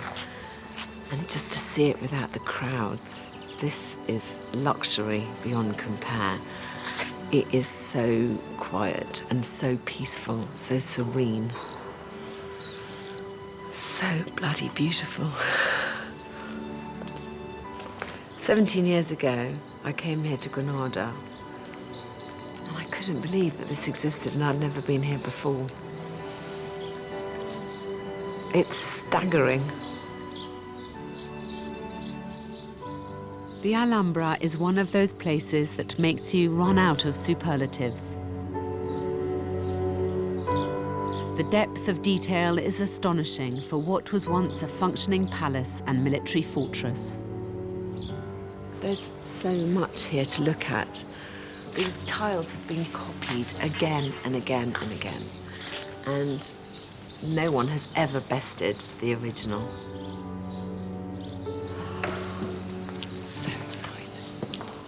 Today, it's one of Spain's most visited attractions and a World Heritage Site, and deservedly so, in my opinion. I don't know enough about Moorish culture, but I mean, this is the pinnacle of its expression. And the fact that it stood the test of the centuries, so intact. it's nothing short of miraculous.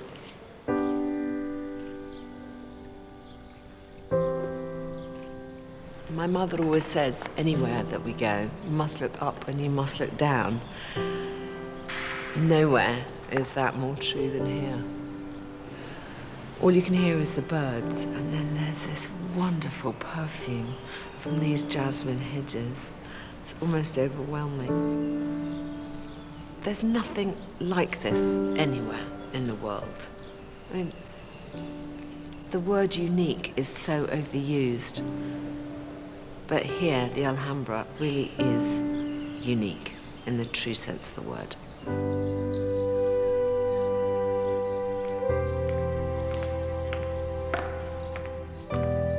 Incredibly, most visitors to the Alhambra only manage to see around 20% of what's here, leaving much of these grounds undiscovered. I think the palaces are rightly acknowledged as being masterpieces in their own right. But I think any visitor would ignore the gardens to their detriment.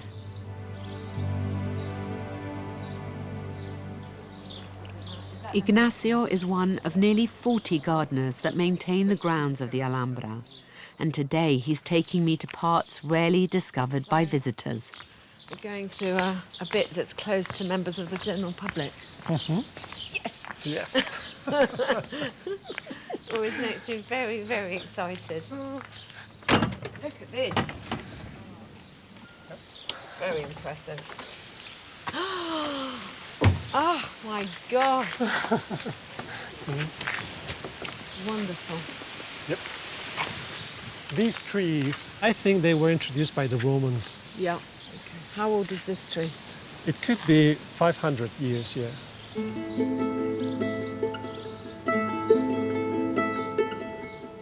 The perfectly manicured courtyards and flowing gardens all tell a story from their place in history. But what's really astonishing is the abundant use of water cascading from features. When the Moors arrived, water was a precious commodity, so to use it decoratively would have been seen as the height of luxury. So this is the cascade. Yep. Very impressive too. Lovely. The water's ice cold. So fresh. It comes directly from the river. Which is where? Up in the Sierra? Exactly. And the Arabs took, Mohammed I took the water 7 kilometers away. And from there, just distribute the water. But they were ingenious engineers. Yeah. I mean, of course, they were after the Romans. Just think about it. Yeah. They know everything about aqueductos, molinos. They built upon what they already knew from the Romans and improved on it. Well, it's true. Romans were very good in engineering. We were the first, and we were obviously pretty much the best. But all right, I'll let the Moors have this at least. Okay.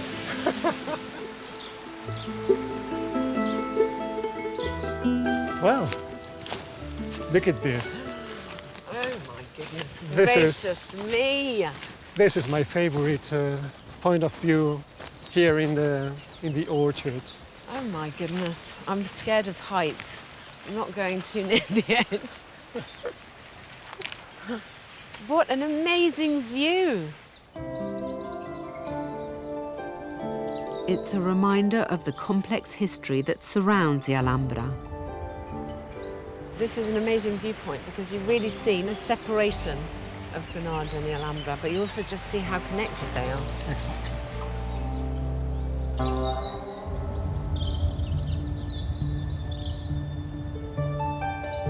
The Alhambra affords a magnificent view of the Albaicin, the oldest part of Granada. This is where the citizens would have lived in medieval times, the narrow cobbled streets offering shade from the intense sun. Today, it's a strangely evocative place to wander, because this is a city reputed for its ancient crafts. I've come to see Tabarca, which is a craft genuinely unique to Granada. Tabarca is one of the oldest traditions being preserved here. An art form originating from North Africa, it arrived with the Moorish rule and has endured the centuries. Buenas tardes. Tanto gusto. Tomás Lara. Alex, Polizzi, piacere. Toma is one of the last Tarracea craftsmen, and his workshop is full of incredible pieces.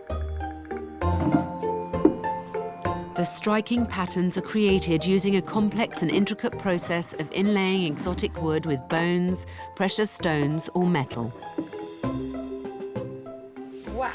And the stone is el tibia del toro. It's the tibia of a bull. Esto va de nogar, limoncillo, esto es raíz de olivo, en fin, diferentes chapas para combinar los coloridos distintos. Esto ya es otra cosa diferente. Look at this too. It's very pretty. Toma painstakingly creates boxes, furniture, and pieces that are designed to surprise. Oh my goodness gracious me, look, there's the courtyard of lions. That is amazing. My goodness. Con de león. I mean, I want one. What else can I say? Oh my gosh, look. This is like a toy shop for grown-ups. Look, and they've got little secret drawers. It's amazing. You can't feel any join. It's mad. It's as smooth as if it was vinyl, honestly. Can't believe it only takes him a year and a half.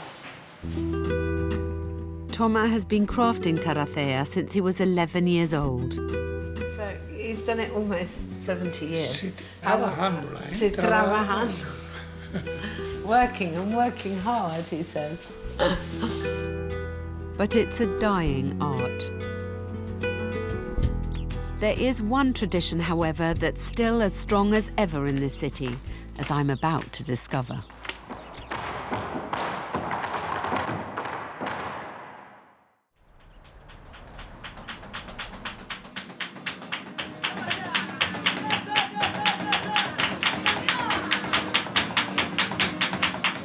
You haven't truly burrowed to the heart of Granada's culture until you've encountered that most famous and passionate art of expression, flamenco.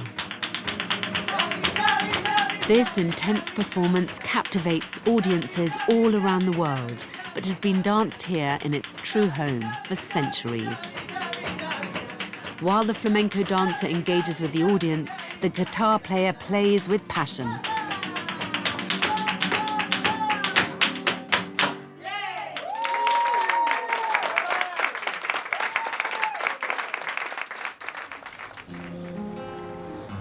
And the instrument has just as big a bearing on the performance as I'm about to learn.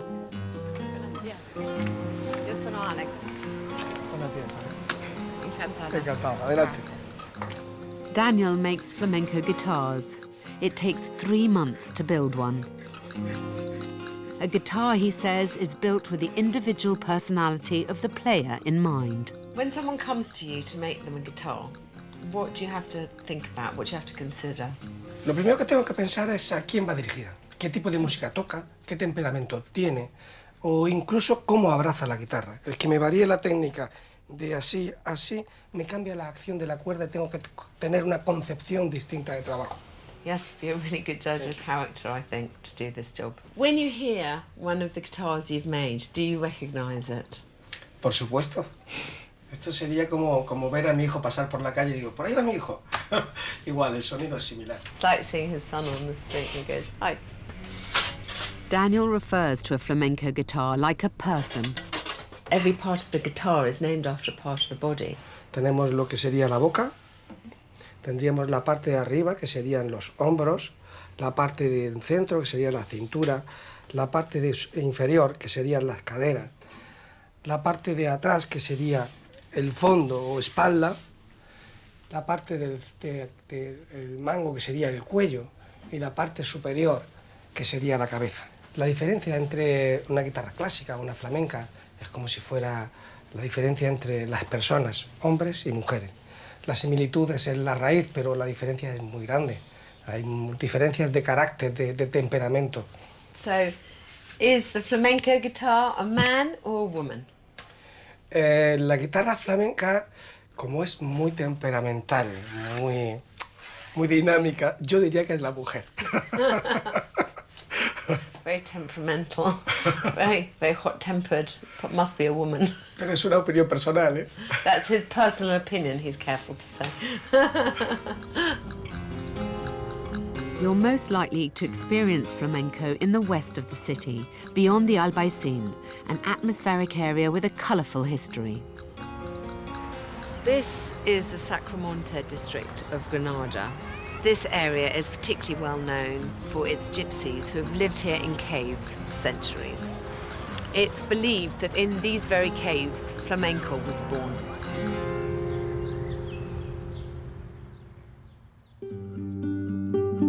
Spanish Romani gypsies have populated the Sacromonte since the 1800s.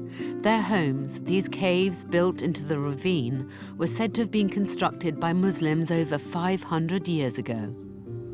It's got a very different feeling and character. This area definitely feels on the fringes of the city, just like the Roma have been on the fringes of society for centuries. Living conditions in these caves weren't easy for the gypsies. Then, in 1963, came disastrous floods, wiping out the homes of thousands of families, forcing them to leave the Sacromonte. It marked the beginning of the end for a tight-knit, thriving community. But over the years, gradually many have started to return, reclaiming their homes. Now, the caves aren't lived in, but many have been transformed into venues that celebrate the eternally popular flamenco. Buenas tardes. Hola, buenas. ¿Cómo estamos? Sí, yo bien. Kiki is a gypsy who was born and raised here. Sí. He's transformed his granny's cave into this atmospheric little bar, decorated with all of her possessions. Y allí había dormitorios. Dos dormitorios y todos dormíamos en el suelo. Como no había dinero, pues dormíamos en el suelo. Dormían en el suelo con una manta. Como antiguamente una manta y ya está. Y dormíamos tan y estábamos fuertes y dormíamos ahí en el suelo. Kiki's granny was a flamenco dancer. ¿Y tú? Guitarrista. Yo guitarrista, toco la guitarra. Sí. Kiki told me that life as a child here was all about freedom and that dancing and playing Spanish guitar was something you learned from a very young age. What is flamenco to you? What does it mean to you? Why? What is the expression of flamenco? Pues bueno, pues que nos hemos criado desde niños así. Desde niños, desde que nacimos, pues hemos sentido la guitarra, hemos sentido el baile, nuestra mamá ha bailado, el papá toca la guitarra, toda la familia, y lo lleva en la sangre, y entonces pues bailar. Let me tell you, this life has done Kiki no harm. This man is 90 years old. And I had to say to him that it can only be because he's not married. I mean, look at me, I'm 20 and I look 44. And he says he stays cheerful and he has great spirit and wonderful skin, all of which is true. He's just a miracle. What a lovely person to meet. Adorning the walls of Kiki's cave are photographs of famous dancers. One of them a true legend. A man who's agreed to give me a lesson. Manuele Santiago, known simply as Manolete, is widely regarded as the king of flamenco, not just here in Spain, but around the world. This is a man who's at the pinnacle of the art form. And it's very rare for me to say this, but I'm actually kind of slightly dry-mouthed from nerves. I've never done anything like this before. He's so well known. I bought some new dancing shoes. Obviously, you know, I don't want to look like a complete tit in front of this man.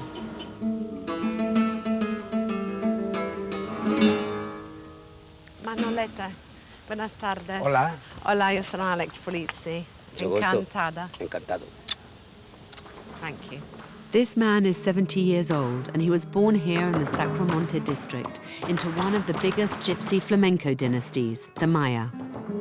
After moving to Madrid, he found fame touring the world with other dancing greats. Now people come to him to learn as he teaches from his incredible studio.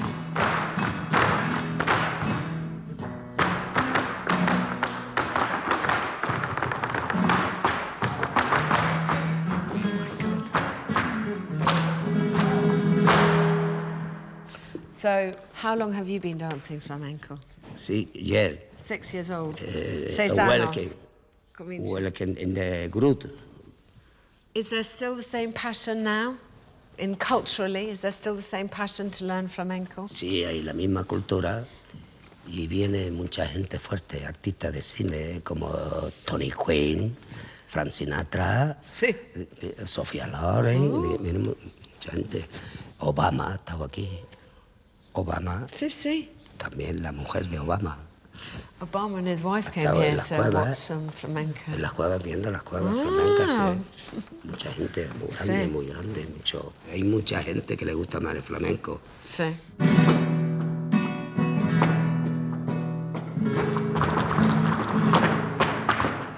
This lightning-fast footwork takes years to master.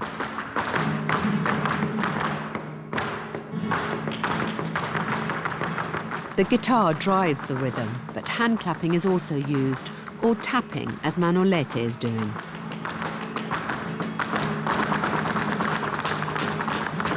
UNESCO have recognized this as a true masterpiece, and I can understand why. Bravi.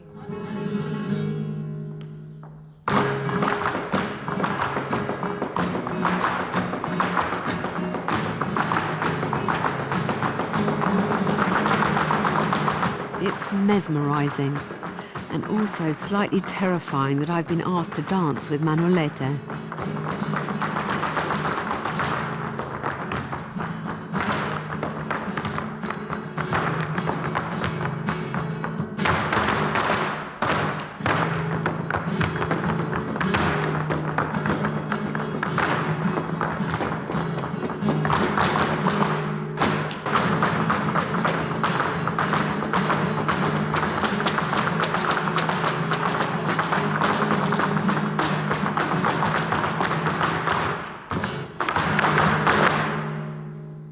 That's pretty mind-blowing. Don't say that lightly. First of all, that's so fit, so sexy.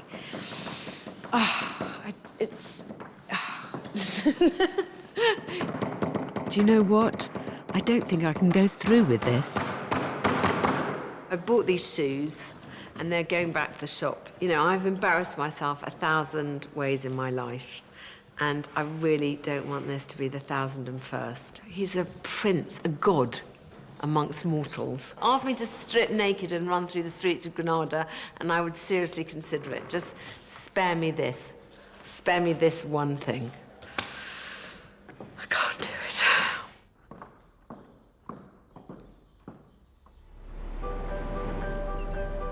My journey is taking me to Western Andalusia, where Spain's most popular and most hidden corners coexist. I'll be reliving the Hollywood heydays of the Costa del Sol, discovering the sherry capital of the world, the beautiful town of Jerez, venturing south to the oldest city in Europe, Cadiz, before heading back inland to soak in the romance of Seville, one of Spain's most iconic cities. I'm beginning my adventure in the Costa del Sol, a place many of us are very fond of. It caters to such a variety of tastes and wallets. Estepona, Torremolinos, Puerto Banús, all familiar names for the British holidaymaker. When I think of the Costa del Sol, I think about how built up it is. It was one of the first areas really to be colonized by the expats. Its brightest star is Marbella, a place that hardly needs an introduction. Known as an international party destination, over 2.5 million tourists flock here every year to see and be seen. But if you look hard enough, you can still find a tranquil oasis here. Certainly wasn't expecting this natural beauty that I'm finding, which is really striking. There's just the sea and masses of green. It's not at all what I expected. But then I am in one of the most exclusive hotels of the area. This is the Marbella Club Hotel, and it is here that the story of modern-day Marbella began. It's almost impossible to believe that as recently as 1946, Marbella was just a sleepy fishing village. Then a visionary aristocrat called Prince Alfonso bought the land. In 1954, he opened the hotel, and it's been hosting Hollywood film stars and A-list celebrities ever since. I'm meeting Julian, the director here, to find out more. Good morning, Alex. How are you? Great to see you, Alex. Lovely to see you. Thank you so much. Sit down. Can you tell me about the genesis of the hotel? How did it come about? When Prince Alfonso first opened the hotel, it was a way to meet his friends and to be with the people that he loved. It was a hobby. It wasn't intended to be a luxury hotel at all, and not even really a business. Everybody that came here came by invitation, and that creates a special environment which we protect. The spirit of the club remains. And Prince Alfonso made it like that. It was unwillingly and organically becoming a luxury because of the exclusivity and how difficult it was to come if you were not invited. With this royal seal of approval, the hotel suddenly changed Marbella's fortune forever and turned it into the playground of the rich and famous. They say in the 60s, it took you 3 years of waiting list to get a room in Marbella Club. All the people that has been here, from Audrey Hepburn, Sean Connery, the Duke of Windsor, queens, princesses, royalties from all around the world, everybody you can imagine.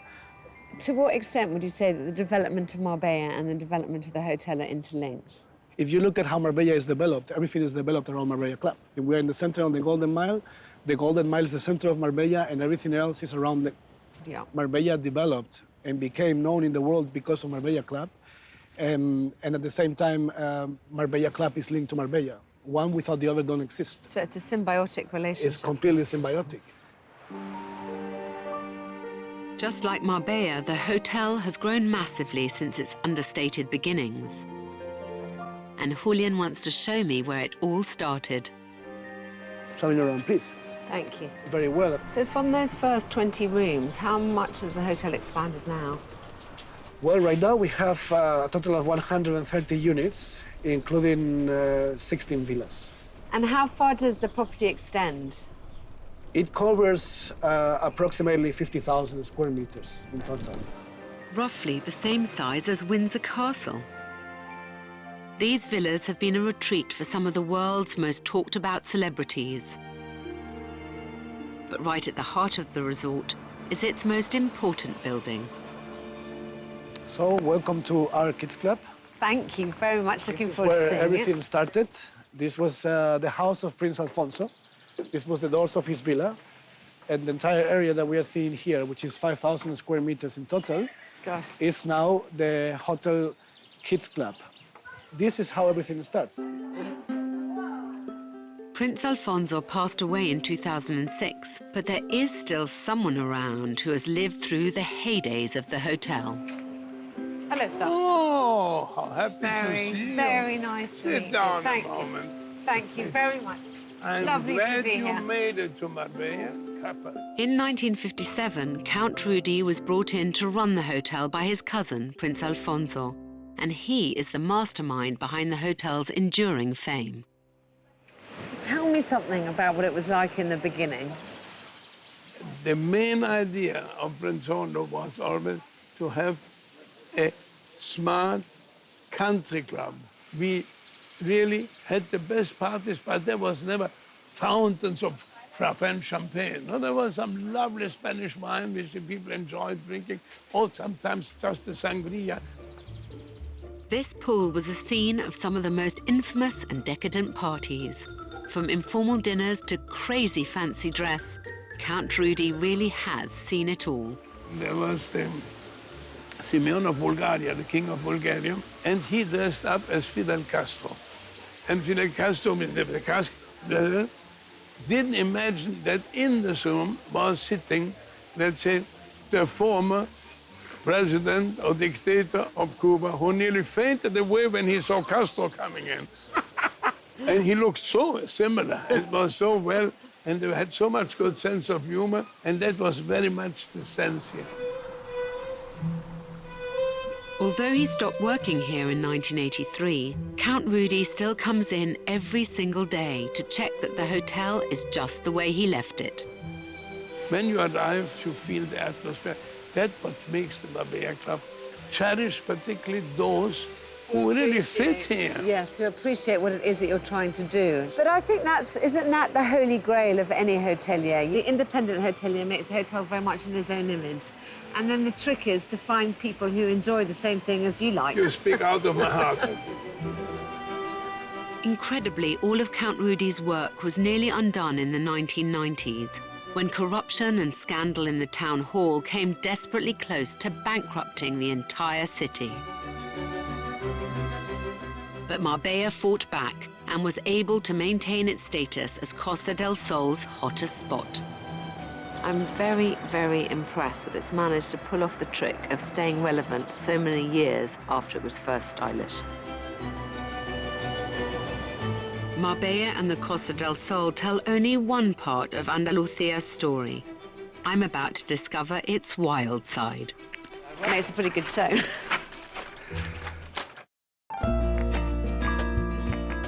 I've travelled 2 hours west of Marbella to Costa de la Luz, in Spanish, the coast of light. And with 300 days of sunshine a year, this remote wild corner of southwest Spain lives up to its name. But despite the bright blue skies, golden sand and sapphire seas, this region remains largely undiscovered by mass tourism. This feels like the real Andalusia.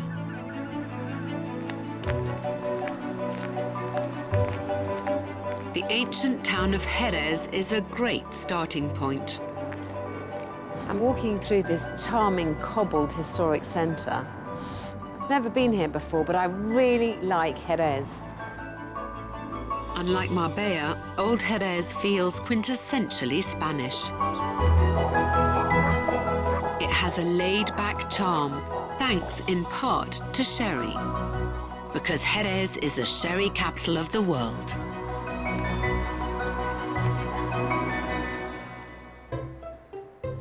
Historically, the English have always been its biggest consumers. William Shakespeare was obsessed by it. It was so popular in the 17th and 18th centuries that many British entrepreneurs set up their own wineries in the area. Some of those Brits never left. Paula is a Spanish Brit whose family has been in the business for 4 generations. Over 40 years in the wine trade have taught her what a unique treasure we have in sherry. Paula, when did the British love affair with sherry begin? Oh, it goes back a long, long time. It was 1587, I think, Francis Drake arrived.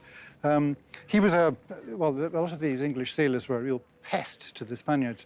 And they raided the harbour at Cadiz, and they had something like 800 barrels of sherry waiting to be loaded onto the Armada ships.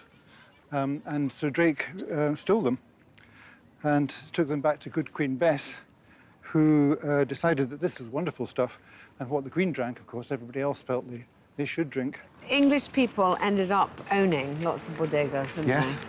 When was that? When did that start becoming... Well, really, towards the end of the 18th century in any big scale. And the 18th and 19th centuries are really when sherry developed into what we know today. Why is it that you think that sherry fell out of fashion? Well, it fell out of fashion because it was shipped in such vast quantities.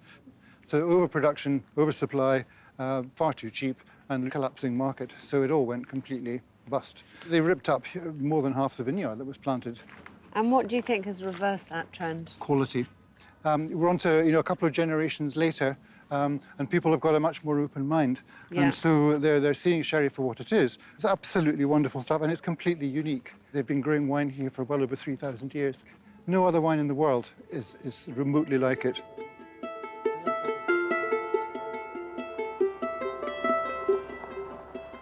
Jerez, along with the towns of Sanlúcar and Puerto de Santa Maria, forms the Sherry Triangle. Here, all of the world's sherry is produced. And I happen to be here during the busiest time of the year, the annual grape harvest. Every September, over 21,000 acres of vineyard are buzzing, with thousands of workmen gathering grapes which will then be crafted into fine sherry. Hola. Hi. Enrique works in one of the area's oldest wineries, and he is going to show me how things were done in times past. Voy a presentarte a los amigos míos. Okay. Vale. This is Pepín. Pepín? And Machine. And Machine. Ooh. Machine. Why is he called the Machine? Because he's strong. Encantada. Okay. Pepín is the boss of the vineyard. Okay. Capataz, Okay. en español. Sherry is so unique that only 3 varieties of grape can be used to make it: Palomino, Muscatel, and Pedro Jimenez. Can I try one? Yes, please. Thank you. Mmm. Very sweet. Very delicious. Good? Delicious. I've tried the grapes that you make wine with before, and they are very sour. These are so sweet. Now what happens with these grapes? Machine? Machine. Máquina. Máquina, en Spanish. El máquina va a coger las uvas y va a hacer mosto. Sí. Pues. Ahora a subirme arriba. The juice extracted from freshly pressed grapes is called must and is the first crucial step of winemaking. His special grape squashing boots are on. This is not the way, of course, you do this on an industrial scale. They're just showing us how it was done once upon a time. Makes a pretty good show.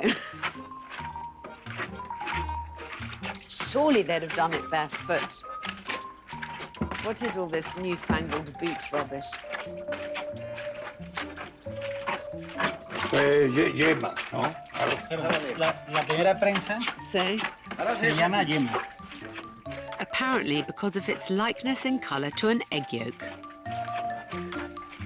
This is the best must and is used to produce Fino and Manzanilla, the palest, driest and highest quality sherries.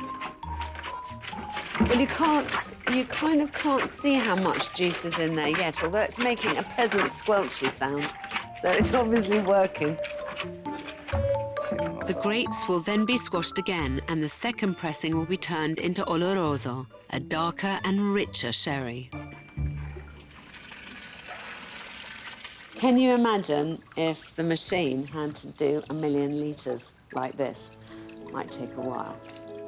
Like many of us, I've always seen sherry as a fusty OAP's drink, but maybe I've been too quick to dismiss it.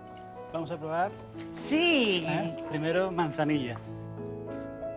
Bodegas Barón dates back to 1631, and these original oak barrels are 400 years old.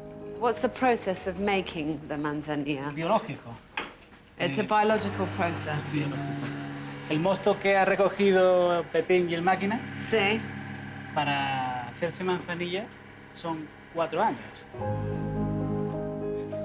The real magic of sherry making happens right here, thanks to a complex aging process, the right temperature, and most importantly, centuries of knowledge. I'm very excited. It smells delicious. I want to put some on my wrists and on my ears. 15 grados. 15 degrees of alcohol. Oh, well, things I must do for my art. Sherry is a fortified wine, which means additional alcohol has been added during fermentation, bringing the alcohol content higher than your average glass of vino. It literally smells like a summer's day to me. It's that dry. It feels quite sun-bleached. I don't know how else to describe it. It's delicious. Son 400 años de historia. It's gone down the ages very well. The longer the sherry sits in the cask and oxidizes, the stronger it becomes. The Amontillado I'm going to drink has just turned 50. I don't know if I've had Amontillado before, but 20 degrees is packing a certain punch.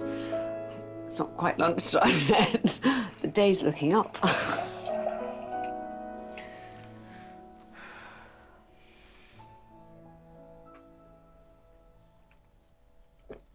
It smells much sweeter, but it's still very dry. Look at that colour. It's beautiful. This is so precious that only the family drink it.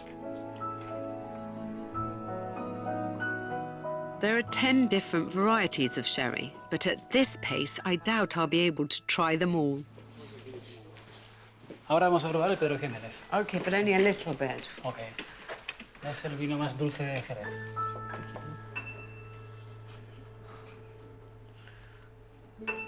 Oh, my God.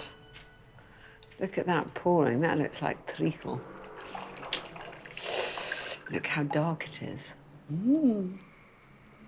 This type of sherry is the type of sherry that you quite often get over at your granny's house just before Christmas. I mean, that's what the smell reminds me of. Mm. It's very sweet. My head's feeling fine. It's my legs that are struggling. Time to eat. I'm off to Sanlúcar seafront, where I've been told I can find the best food. The winery's proximity to the Atlantic gives sherry its special flavour, but it also means that locals are spoilt with the fresher seafood. Whether it's tuna, king prawns or clams you fancy, the star ingredient remains the same.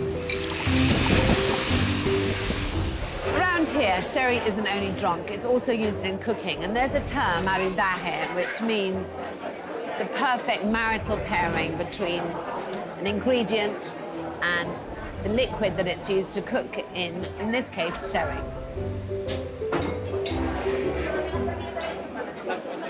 Gracias. Fantástico, muchas gracias. This is prawns cooked in amontillado sherry with mushrooms. Yummy. Mm. I would have laid odds against me liking a dish that combined prawns with mushrooms. Somehow the sherry makes it all work together. There's much more to sherry than I ever imagined, and I surely won't be indulging only at Christmas.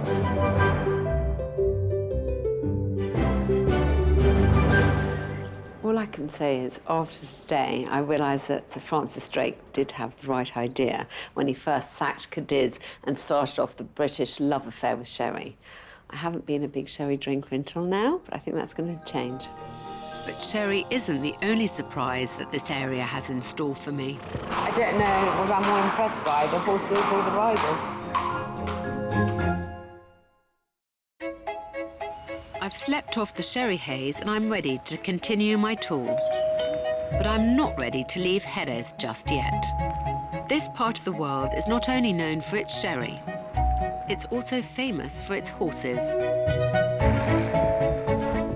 Described as the noblest horse in the world, the Andalusian is an imposing animal of extraordinary beauty, elegance and poise. These horses are like no other.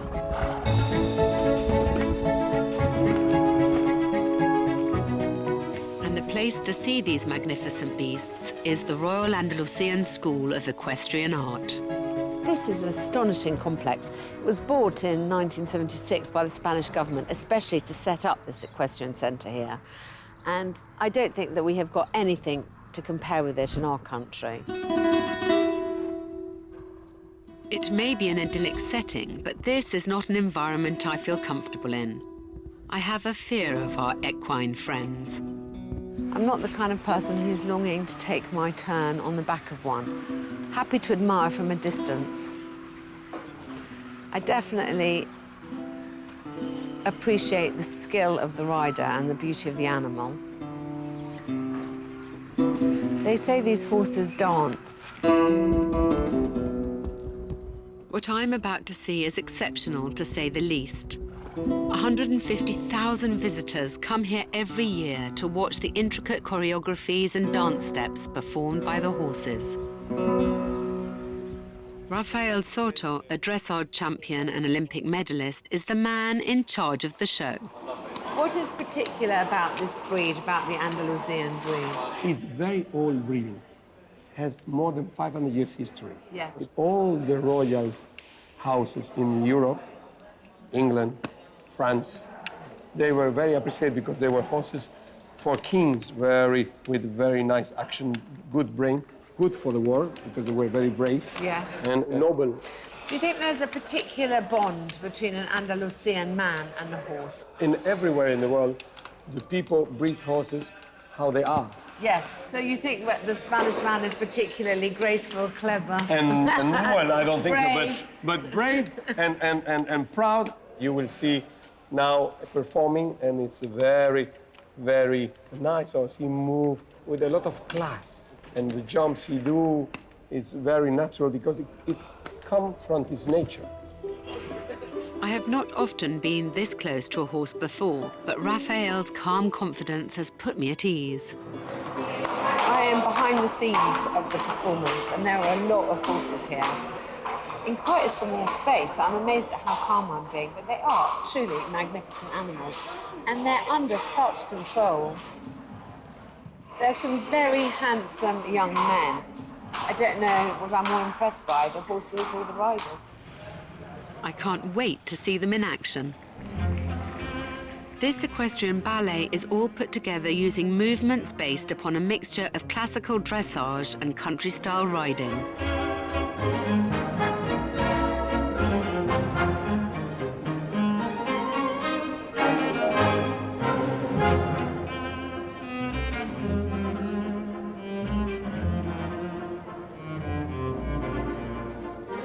Although Andalusian horses are the stars of the show, trainers and handlers are just as important as they spot the potential from an early age.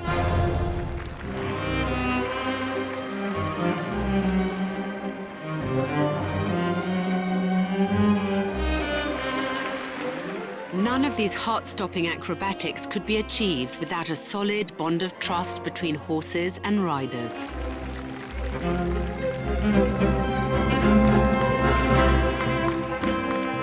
It's no surprise that these animals are chosen when they are 3 and trained in the school for many, many years.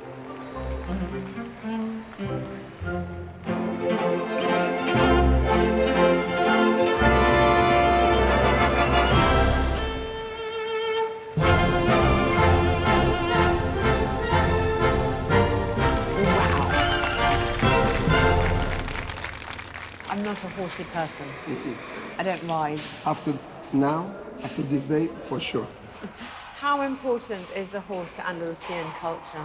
Here in Andalusia, because the land is so rich, there were always horses and breeders of horses, you know? And of course for Jerez and the wine, the horses, the flamenco, it's part of the culture. The history was very important, but it passed away because there was no school. Yeah. And then he created a school for that reason. So what you're doing is very important work to maintain this traditional the tradition culture. of the culture of the Spanish horse and the classical dressage. Thank you. You're welcome.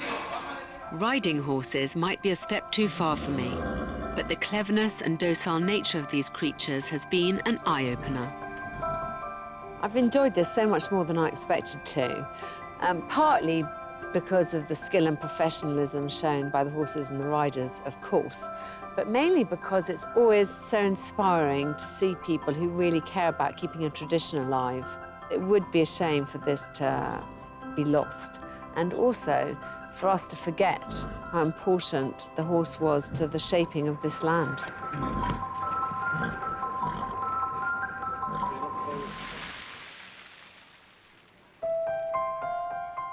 I'm leaving Jerez and heading half an hour south to a little-known treasure of southern Spain, the bleached white city of Cádiz. This legendary city is criminally overlooked by tourists. The people that do come here say how reminiscent it is of Havana. In reality, it's the other way around. 3 of Christopher Columbus's 5 trips to America started from right here. Like many explorers before, my first glimpse of Cádiz is from the sea. It's where so many ships set off for America. There was enormous trade here, and so it's a wonderful meeting point of East and West. I've never been here before. I'm very excited. This mishmash of exotic beauty comes from the blend of many civilizations: Phoenicians, Moors, Romans, and many others. Reputedly Europe's oldest city, the harbour was responsible for Cadiz's prosperity. Merchants needed to keep an eye on the sea, and every townhouse of any importance had its own watchtower. The best known is the Torre Tavira, which is where I'm meeting Belén Dorao. Hi, Belén. Hello, Alex. So nice to meet you. Nice to meet you. Welcome to Torre Tavira. I'm very excited to be here. It's amazing. You see literally the whole city laid out beneath you. It's quite an astonishing view. Yes. Cadiz once had 180 watchtowers, of which 126 are still standing. Back in the 17th and 18th centuries, each ship had its own flag so that it could be identified from the watchtowers. It is thought that an early incarnation of a stock market came from that system. As soon as a ship full of tobacco was arriving into town, people would lower the price to sell as quickly as possible. And why is this an important tower? Well, it was, in the 18th century, the official watchtower of the port of Cadiz in 1778. And you can see all around, that's the port of Cadiz, and you can even see a cruise leaving. Can you see it over there? I can. Being the highest lookup point, you get to control the whole town. So that was why it was so important then, in the 18th century. And nowadays, there's not a watchman here, but we have the camera obscura that surveys and watches everything. Belén first saw the camera obscura during a trip to Edinburgh, and in 1994 she was able to translate her vision into reality. I loved the camera obscura and the magic of the movement. And then I thought, well, if it works there, why not in Cadiz? And I started coming here and looking at all the watchtowers and looking at many high places in the town. And then I came up to this tower. You know, I just saw this view and I thought the camera obscura has to be here. And it's the first camera obscura in Spain. It pretty much works like a pinhole camera. On top of the tower is a periscope containing a mirror, which reflects the outside light down into a dark room, creating a real-time projection of what is happening around us. Let's just see this. So I'm now opening the mirror and letting the light come in from the outside. And the sun, there we go. Amazing. You can touch it. Touch the sun, touch left. Yeah, you're very lucky. And very exciting. This now is the southern part of the town. Look how pretty that is. Do you remember that ship that we saw leaving? Look at it. It's over here. And what's really fascinating and what fascinated the people in the 19th century was the movement. Nowadays, we have phones and we have the cinema and we have the TV, but in those days, they didn't have any of that. So when they saw this, it was like, wow. I love the whooshing blowing in there. Yes. And people walking into a house. It's kind of hyper-realist. It's like magic. Yes, it's magical. Cadiz has been quite a discovery, but next I'm off to be charmed by Spain's most romantic city. I love you. Fantastic. I couldn't come to this corner of Spain without exploring its greatest treasure, sun-soaked Seville.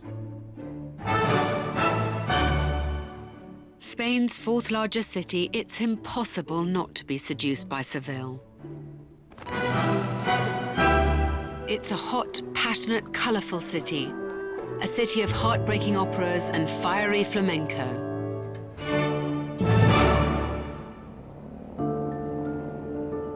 And like all great cities, Seville has many historical layers, many of them connected to its river, the Guadalquivir.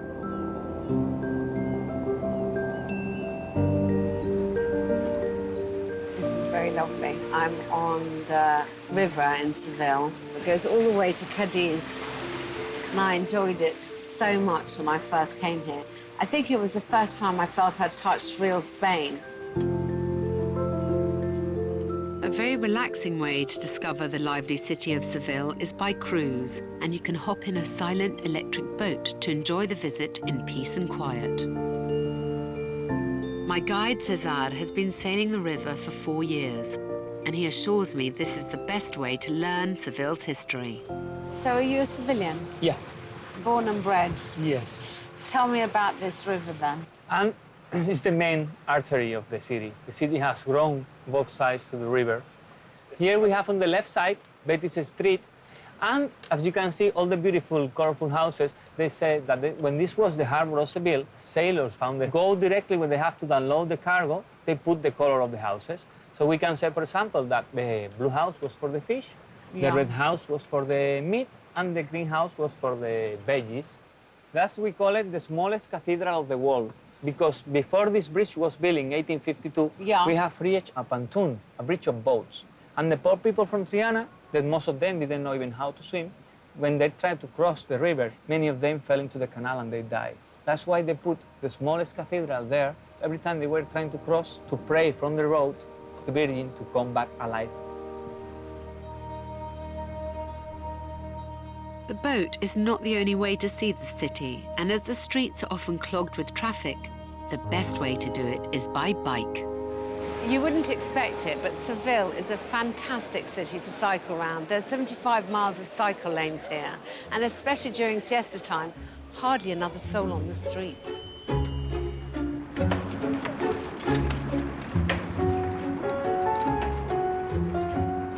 Seville is the biking capital of Spain, and I have embarked on a tour to discover its most hidden gems. This city is home to the world's 3rd largest cathedral, and religion has always played a very important role here. As a result, there are lots of convents scattered around the city centre. And if you've got a sweet tooth, my first stop is right up your street.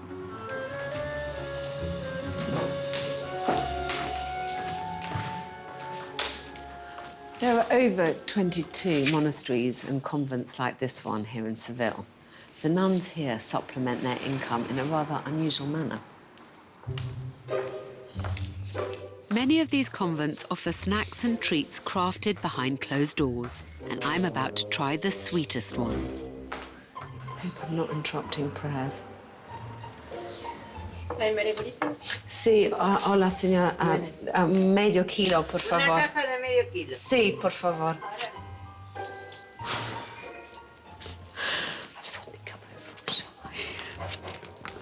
It's an enclosed order, which means that the nuns never come face to face with anyone from the outside world. Aquí tiene. Okay, gracias, señora. Here they are. These delicacies are called yemas. This is a candied egg yolk. Never had anything like this before. I don't have a terribly sweet tooth, but it's so appealing how it arrives. Yemas are made by dipping egg yolks in sugar syrup, and the recipe is strictly guarded by the nuns. That is very sweet. The rumour is the reason that they're so good here at San Leandro is because they use holy water to make them.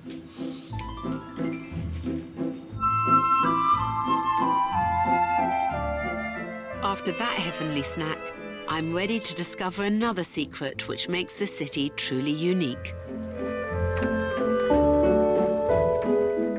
When thinking of fashion, Spain is perhaps not the first nation that comes to mind. However, it's home to many high street and designer fashion labels such as Zara and Mango. And tucked away in Seville's narrow alleys are the pioneers of bridal fashion. Alec! Hi, Alec. Guapa, guapa. Vittorio y Luchino are passionate advocates of Seville, and they built their world-famous empire from here. Encantada. And luckily, they approve of my outfit. Entonces, hay una interpretación Yes. de los años 50, Sí. pues tienes que actuar como una Sí. señora de los años 50 Muchas gracias. y tienes que moverte ideal. Así. Perfecto. que moverte así. Un poco Doris Day, Adrien Herbu.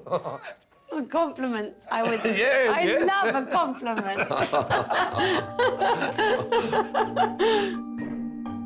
Their timeless and extravagant creations are inspired by the strong, independent and sensual image of the Andalusian woman.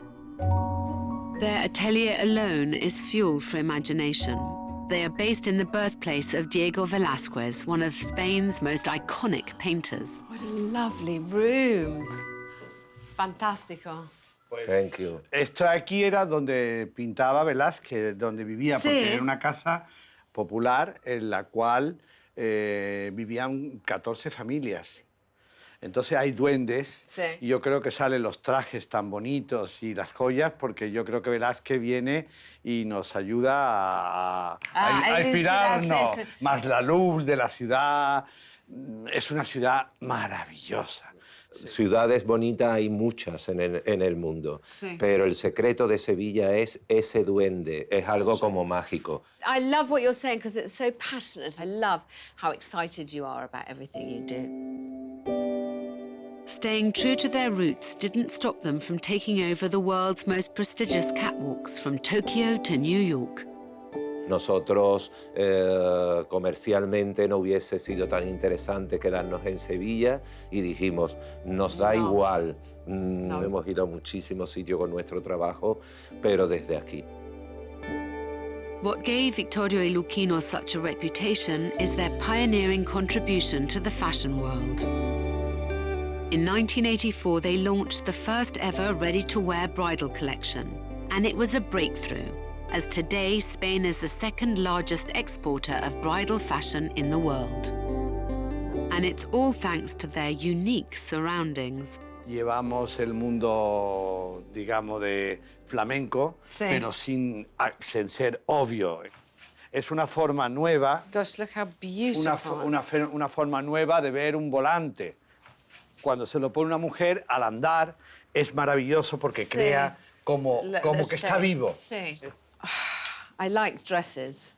I wouldn't want to get married again, but there's nothing to stop me making one of these things in a different colour, is there? I love you. Es fantástico. ¿Cómo lo expliqué en la número 1?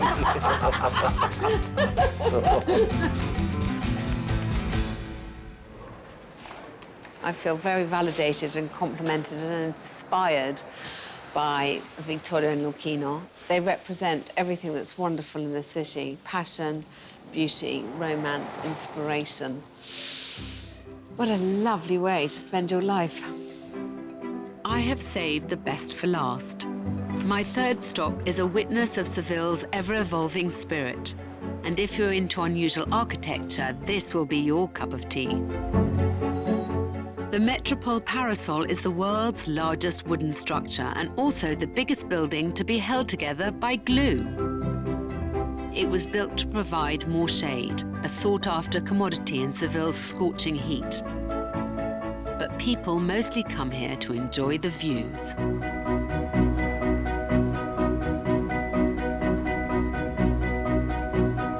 I am looking out over this gorgeous city, Seville, and the end of the southern part of my trip. I think this part of Spain really calls to me because it does just feel so passionate. And you see that in how passionate people are about their sherry, about the different food culture, about the way that people talk about what they're doing in their everyday lives. It's amazingly blended, its historic past and its fervent future. I've really fallen in love with it.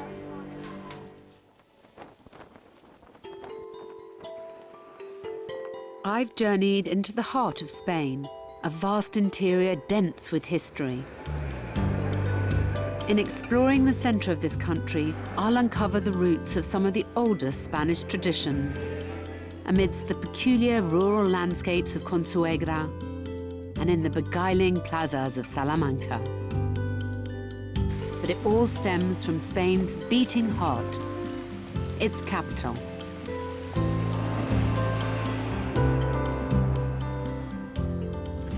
I've just arrived in Madrid. I've been here a couple of times before, and it's a city that I absolutely love. It feels very grown up and self-assured, and I'm really glad to be back here.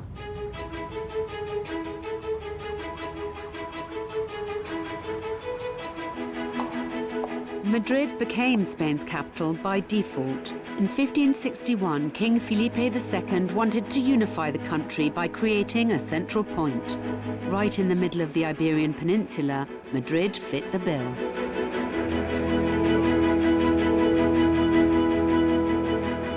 But despite the royals favouring the city, it took centuries to shake off its past as a poor town full of medieval mud huts and become what it is today, the third largest city in the European Union.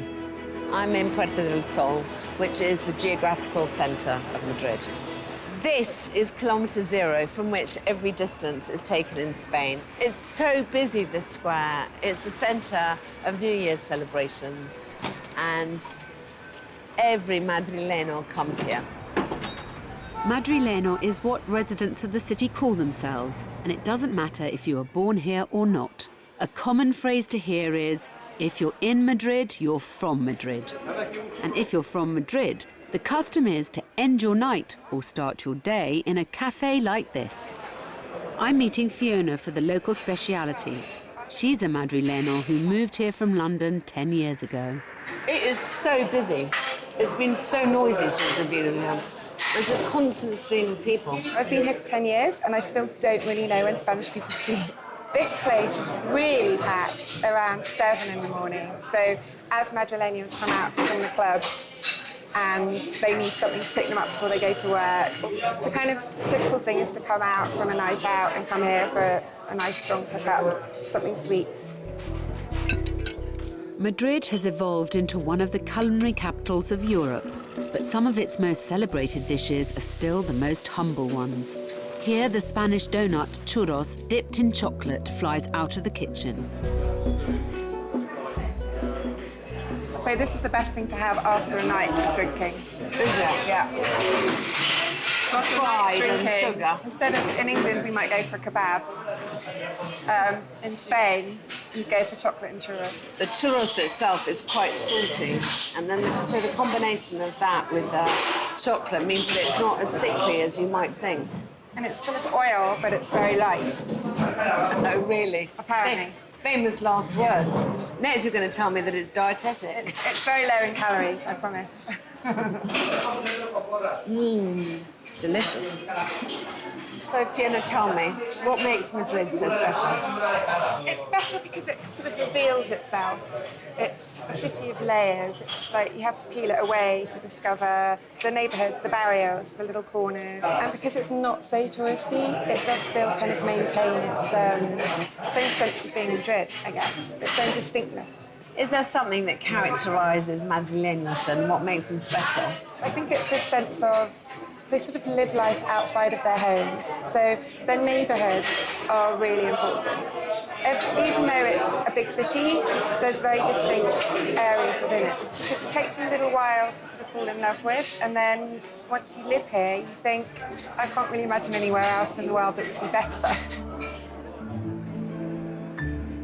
Madrid, often overlooked by the British, is the must-visit city for the Spanish, who recognise its historical significance in the evolution of their country.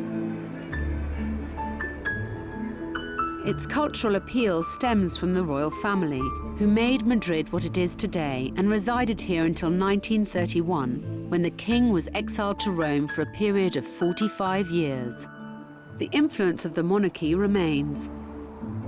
The Palacio Royal is where King Juan Carlos signed the new Constitution of Spain in 1978 after Franco's death.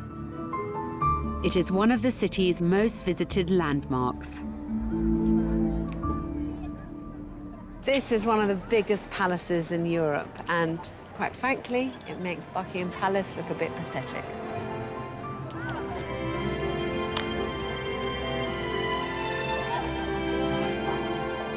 The royal family no longer lives here, but the palace still houses their vast historical collections. Well, this is rather nice, isn't it? What a grand way to enter a palace. It starts to hint at the glories within.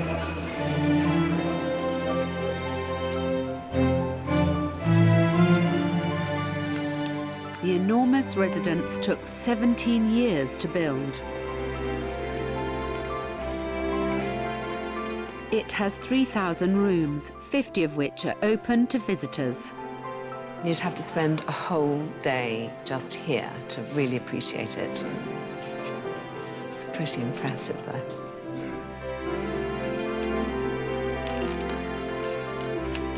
But while culture seekers expect opulence at the palace, just a stone's throw away you can get a glimpse at how the Spanish aristocracy emulated the royals. The Museo Cerralbo is Madrid's best-kept secret. It's the home of a rather eccentric aristocrat of the 19th century. Inside, a wealth of collections from his travels are wonderfully untouched.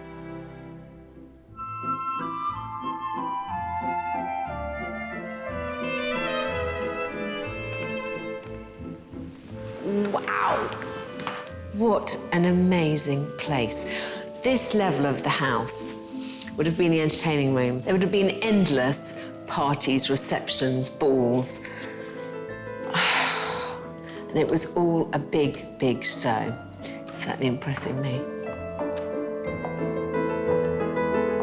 This room just suggests to me various things that aren't quite right about my life, such as I don't have one of these. The Marqués of Cerralbo travelled the world and seemingly hoarded everything from sculptures to clocks, lamps to exquisite porcelains. Just the amount of decorative detail. The Murano glass. Look at this chandelier. Oh.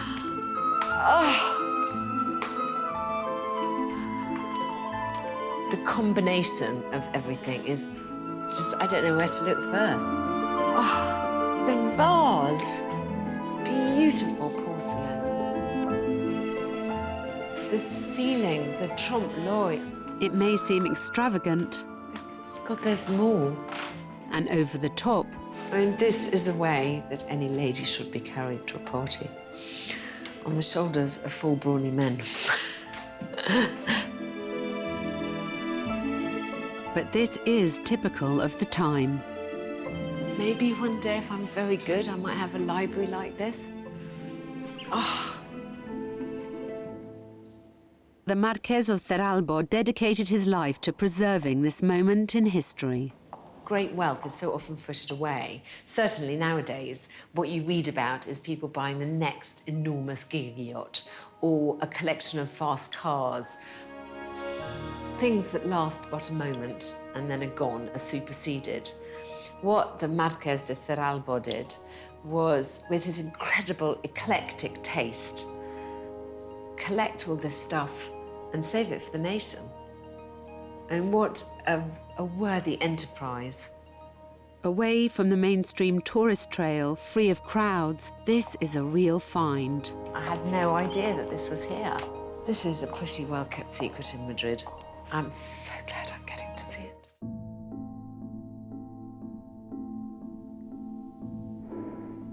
It would be wrong of me to come to Madrid and fail to acknowledge Spain's most ancient and controversial attraction. Corrida, the bullfight. Despite many judging it to be cruelty, it's a part of Spain's heritage and is still as popular as ever in Madrid. The most skilled matadors are like movie stars in Spain, and the top ones can earn millions from performing around the world.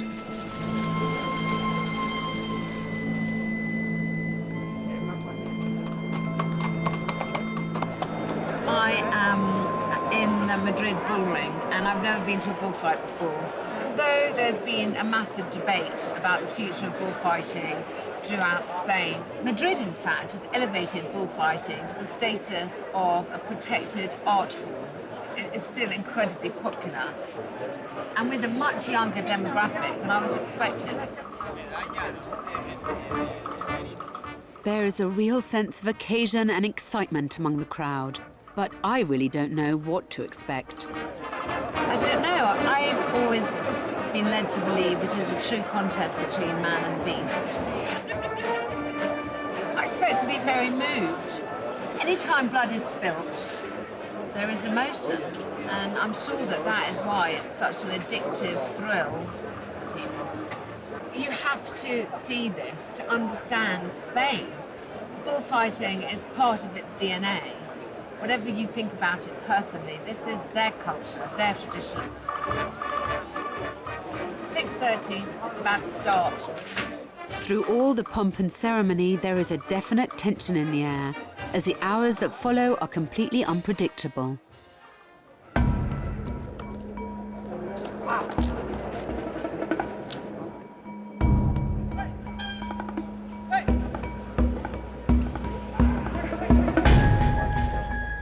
The Iberian fighting bulls have lived rich lives for at least 4 years, reaching peak condition by the time they're led into the ring. This is 650 kilos of pure rage.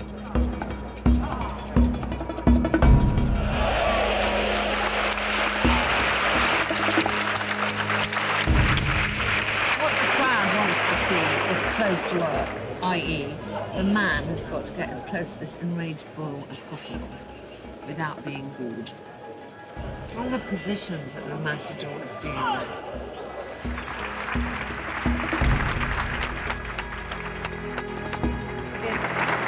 He's staying so close to the bull. It's just bonkers, actually. What?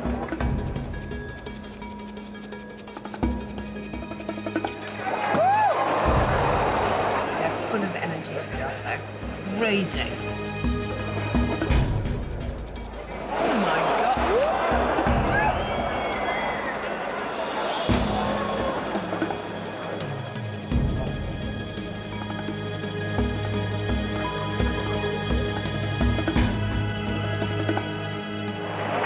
This is a lively one. Oh my gosh. This is a bit where he has to actually kill the bull.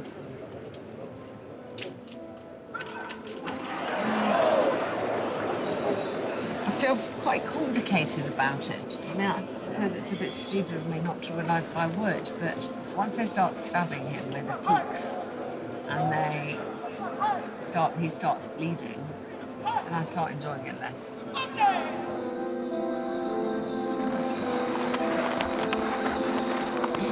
find it astonishing that in this day and age, young men, and they start quite young, decide to go off and take this up as a lifestyle, as a career choice. I came into this event without any real understanding, but I wanted to see it for myself. I mean, I had to come to a bullfight. I've never done it before, and I've always wanted to. I'm glad I went. I have to say, though, it wasn't with unmixed feelings of joy that I experienced this, because although it was fun in the beginning, when the bull is fresh, I didn't particularly enjoy the end of it, I must admit. Of course, I understand the artistry, the sheer cojones of these guys, you know, in front of this animal with great big horns. But overall, having done it once, I'm not sure I'd be in a hurry to ever do it again. But I'm not leaving it there.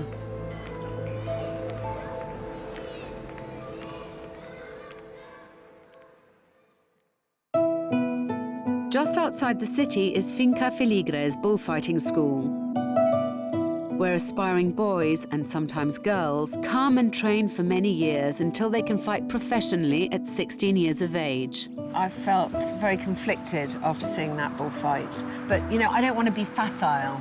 I want to discover what it is that drives people to become a matador. So I need to ask some questions and get some answers. I want to understand why bullfighting is so important to Spanish culture.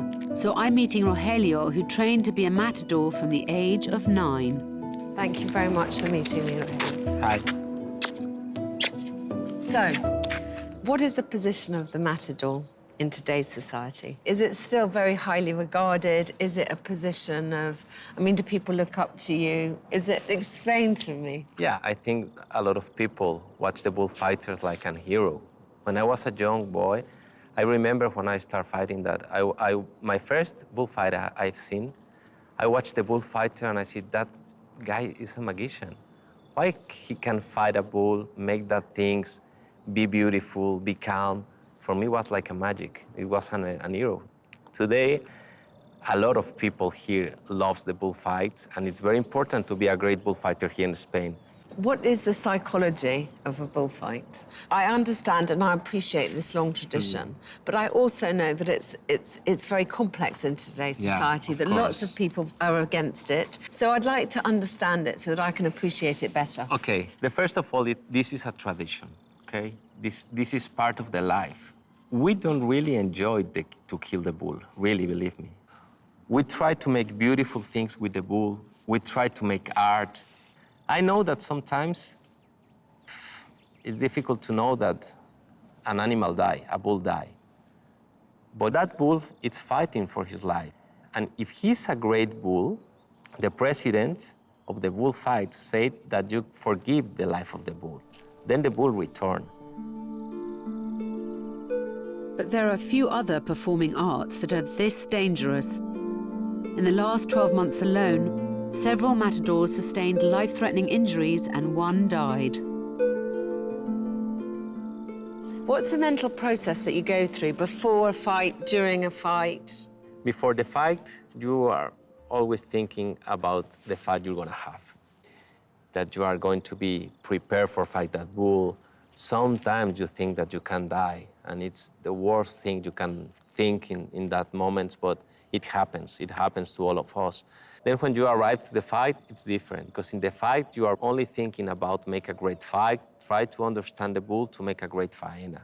That's why your mind is going to be so strong to always think about what you are going to do in the bull ring. There must be an immense amount of adrenaline once you come out of that ring. The adrenaline is very important for us, because when I have adrenaline, I feel that I'm living, that I'm alive. I'm alive, and I try to enjoy every moment because you know that you can die. And do you have children? Do you have a wife? Yeah, I'm married and I have one child. My son have a 6-year-old. Yeah. He likes the bullfights, but I really don't want to be a bullfighter because I think that if my son fight a bull, for me it's going to be very difficult. I prefer fighting the bull. When you are fighting, you know what you are doing. But the people watching, and they think that the bull can hit you, you can die. Very difficult, very difficult. I really appreciate, and it's very important for the bullfighter being the support of the parents. It's a highly emotive subject, but here people aspire to this lifestyle, which pays well and offers the opportunity to travel the world. Before being unleashed in the bull ring, students train intensively, using first fake horns and capes, gradually moving up to cows and finally bulls. And it's beautiful. It's very complicated to dominate the cape. And we train all day like this, and try to have the perfection of the great movement, the correct movement.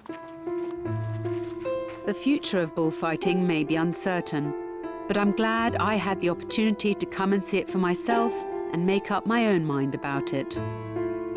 I understand much better than I did.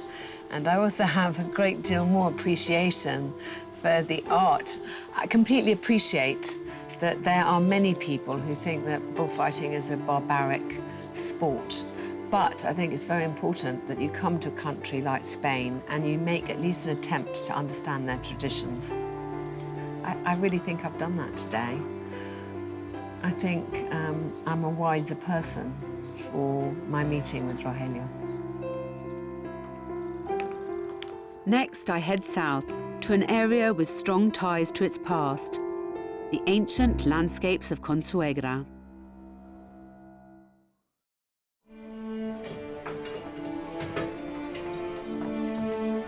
I've left behind the noise of Madrid and arrived somewhere altogether more serene and surreal. A place that inspired a scene in one of the most famous literary works ever to come out of Spain. I've travelled 90 minutes south of Madrid to the town of Consuegra, which is where Cervantes set his famous book, Don Quixote. Centuries ago, there would have been windmills dotting the landscape as far as the eye can see. Now, only a few remain.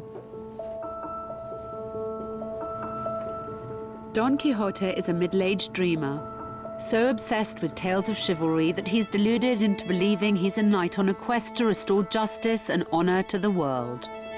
The windmills are famous because he thought that rather than windmills, they were giants, and so he fought the giants with his spear. Published in 1604, it is acclaimed to be the first modern novel, and critics have discussed it ever since. Still is the obsession of Spain in the same way that Shakespeare is the obsession of England. It's a very romanticized view of an idealistic life, but there is a kernel of truth and value in it for every one of us.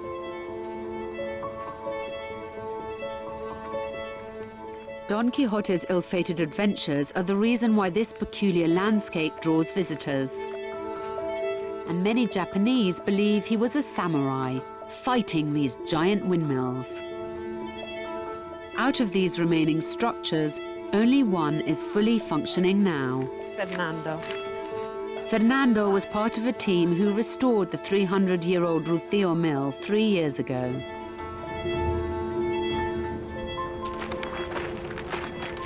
It's amazing. Amazing system. Why did you decide to restore it? Because it's a part of our history, it's a part of our heritage, and we are young people and we need to preserve these kind of things. If not, who can do that? I think there was a long time in the past where everyone was so busy moving forward that we didn't give value to the things that were behind. Yeah. Now we've come full circle in a way. Show me inside. This mill is fascinating to me. My husband comes from a long line of millers, and so to see this brought back to life is quite astonishing. It's a monster machine. It's very interesting to me. My husband's family were millers of flour all the way back to the Doomsday Book, and the last 4 generations have been bakers, so one way or another we've had a lot to do with wood. How did you know how to restore this? Bueno, pues la verdad es que no han quedado carpinteros molineros que nos pudieran transmitir el oficio. Sí. ¿Por qué? Porque se dejaron de construir molinos hace 150 años. Pero había otro oficio muy parecido, que eran los carpinteros que construían carros. Sí. He apprenticed himself to a master cart maker, and he learned how to do the work. Why are you so interested in the mill? Bueno, yo nací aquí en La Mancha, en Campo de Cristana, un pueblo en el cual hay molinos. Entonces, desde muy pequeño he visto los molinos, bueno, pues en un estado un poco ruinoso. Sí. Cuando tengo la oportunidad de trabajar en la rehabilitación de un molino, pues despierta una pasión por este trabajo. Y bueno, pues desde los 16 años ya no he podido dedicarme a otra cosa. This mill was last used commercially 70 years ago. Nowadays, the millings are done purely for tourists and to preserve a long-forgotten job. Entonces, esta harina que nosotros hacemos es 100% natural y completa. Sí. Luego sí que vienen compañeros o amigos que sí que se llevan la harina y fabrican el pan o bizcochos, que bueno, luego nos lo da a probar y muy bueno. Sí. Maybe there is a little of Don Quixote in us all. This is, had no state support. It's a group of friends who decided to do this wonderful thing and to bring the past to life because they understood the value that it has historically. They certainly attempted to live their dream and they've achieved it.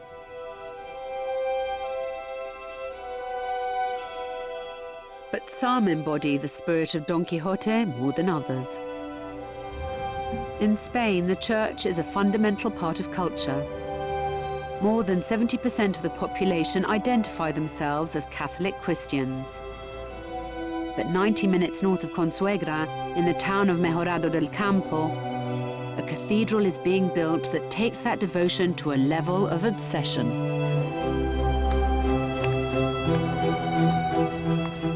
This enormous structure is built from recycled materials: wood, glass, even tomato tins.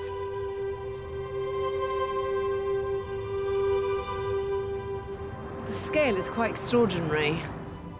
Inside, you get a true sense of the work still to do. Gosh, it's It's like an airplane hangar. It's enormous. It's quite an endeavour. I mean, where would you start? The dome alone has taken 30 years to build, and the whole thing looks as though it needs decades more. But what's incredible is that all this is actually the work of one man, and he's a 92-year-old former monk. Described as a modern-day Don Quixote, Don Justo doesn't speak to many people, but he's agreed to talk to me. Hola. Hola. Don Justo, yo soy Alex. Don Justo, explain to me how this came about. Why did you build this? Bueno, yo he tenido una madre que era muy piadosa, amaba la iglesia. Sí. Y cuando yo tuve 27 años, me marché al convento. Sí. Entonces, en ese tiempo yo enfermé de tuberculosis. Sí. Y tuvo que votar a la comunidad. Y como era contagioso, tuve que salir. Sí, okay. Y vino a mi casa, estuve en Madrid un año. Y ya mi madre ya me trajo al pueblo. Y ya como yo tenía una propiedad de mi padre, que es una herencia, pues empecé a replantear hacer la iglesia. He got out of hospital and started building this in 1961. So he's been building it 55 years. Y como amo tanto la iglesia, pues está claro. Hice una iglesia lo que pude. Todo lo que tengo se lo he dado. Un ideal, todo cristiano, hombre. Are you formally trained as an engineer or as an architect? No quiero estudio. Yo sé las 4 reglas, no sé más, no quiero más. No me interesa. El mundo no me interesa. Me interesa a Cristo. El flujo de Cristo me sobra. Where do you get your inspiration from? De Cristo, por favor. Yo soy labrador. No entiendo de arte. Le tengo que pedir, llamarle y buscarle. Cristo. ¿Tú crees en Cristo? ¿Sabes quién es Cristo? Sí. Ah, pues ese. Don Justo relies on donations of materials, which is perhaps why his masterpiece is taking so long. Have you ever felt like just giving up and walking away? ¿Yo? Cada vez más le amo. No. Se va consiguiendo mucho más. No se puede eso. No se puede eso. El que pone las manos en el arado y echa la vista para atrás no vale. Onward, ever onward. You know, I really do admire Don Justo's 55 years of devotion, but I can't help but be concerned about the mountain that he still has to climb. I think work in progress doesn't begin to describe it. You know that moment when you're doing a project and everything's a mess, but you know all of a sudden it all comes together? I think we're some way off that.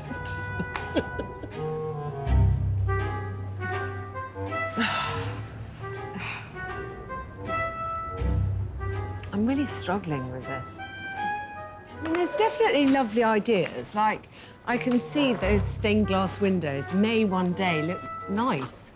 But I just kind of can't get why he just wouldn't finish one stained glass window before moving on to the next one.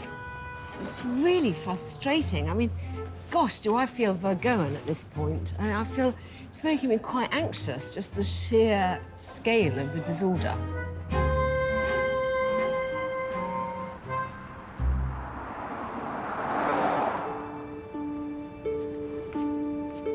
You can't help but feel compelled to leave a contribution in support of this man's endeavours. But Don Justo's cathedral is still to be recognised by the Catholic Church. Don Justo, God bless him. The Spanish seem to be either incredibly traditional and conventional or complete iconoclasts. And clearly he's of the latter variety. Of course. I love people dreaming big. But I like people who dream big and accomplish something. I'm a realist, maybe not quite enough a dreamer. Next, I reach the final stop on my exploration, the historical university city, Salamanca.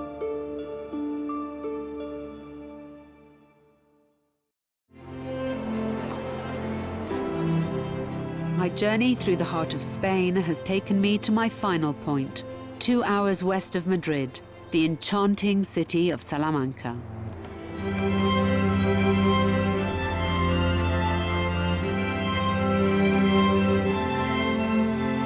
I've never been to Salamanca before. This is Spain's most famous university city, and I can see why. Founded in the 11th century, Salamanca is home to the country's oldest university. After Bologna in Italy and Oxford, it's among the oldest in the world. Its enduring reputation as a place to come and study makes it a lively city to be in, with its burgeoning student population. However, its elegant architecture means it's a serene city to wander. Plaza Mayor is a highlight for many visitors, day or night. This is, well, frankly, one of the most beautiful squares I've ever seen, partly because there's not one thing to ruin the harmony of it. I love it. I love it. I want to stay here for a few days and actually get to enjoy it. It's completely magical. But whilst the architecture makes tourists to Salamanca marvel, it's not unusual to find some seemingly mesmerized as they study the intricately sculpted facades of one of the city's cathedrals. Because here, all is not quite as it seems. So I am looking at the cathedral, and what I'm looking for specifically is the astronaut and the gargoyle eating an ice cream. This has become a bit of a tradition in Salamanca. Tourists come and try and spot these anomalies.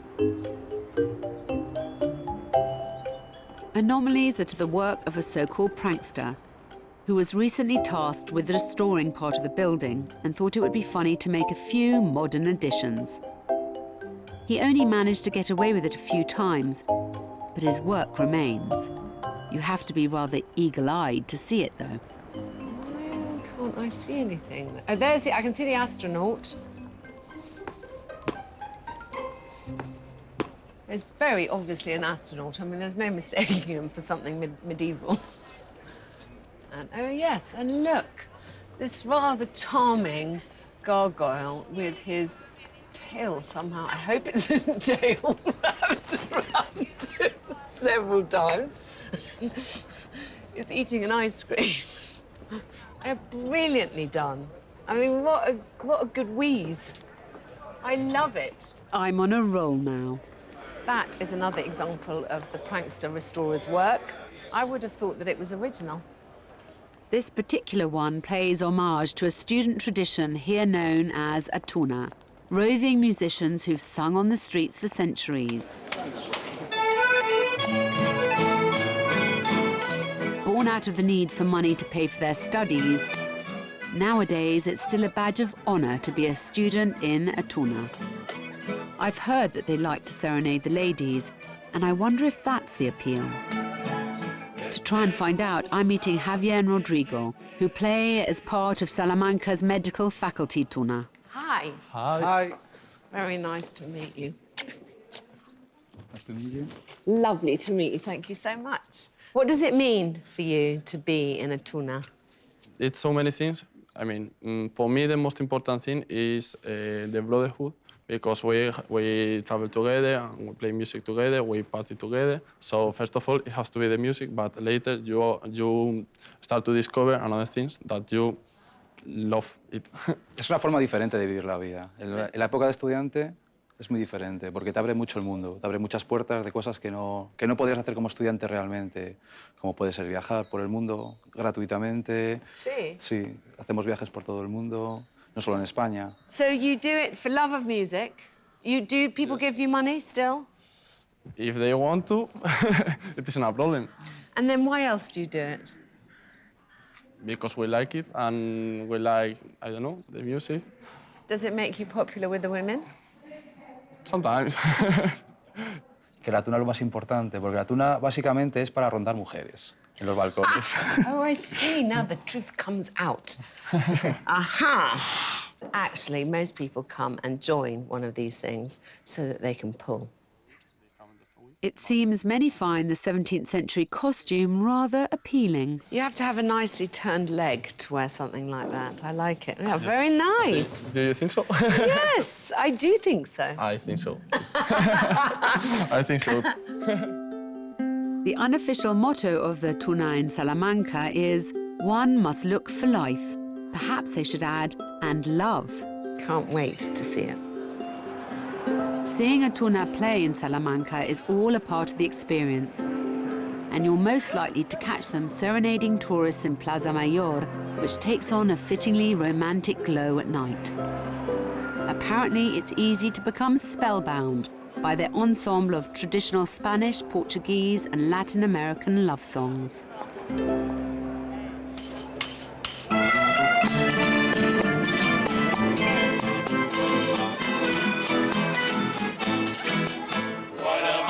Las olas a besar las arenas de la playa con fervor, así van los desconfíos a buscar de la playa de tu calor. It's not long before I'm the target of this tuna's affections. Si levanta el brazo, levanta el brazo. A las cintas de mi cama, y danzando a coro dice, viene mi niña del alma, con las cintas de mi cama, de mi capa estudiantil, y un repique de campanas, y un repique de campanas, cuando yo te roto a ti. Here he comes again. Vamos a bailar un poquito. Eso es. Vamos a ver. Con las cintas de mi cama. Bueno, no bailan mal, ¿eh? Para ser británica. He's a trier, I'll give him that. ¿De qué parte de Londres eres? De Londres. ¿De Londres? En Londres no bailan las mujeres así, te bailan muy bien. De mi capa estudiantil y un repique de campanas, y un repique de campanas.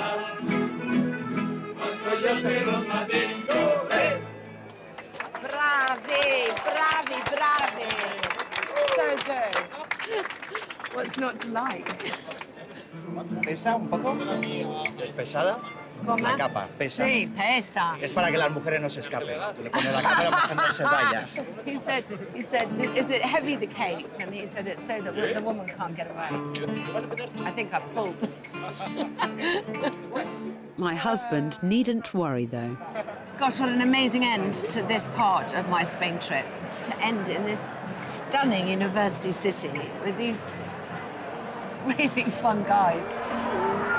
I was warned that the Spanish really know how to have fun, and so I found it. Of all the places I've been to so far, this part of Spain has intrigued me the most. When you journey to its heart, you're exposed to so many layers of history still wonderfully preserved. The thing that always fascinates me is people who battle so hard to keep traditions alive, and also that the people who are passionate about what they do transmit their passion so fervently. I think what I take away from this is to just live every moment and to appreciate what you have and not be scared to think big.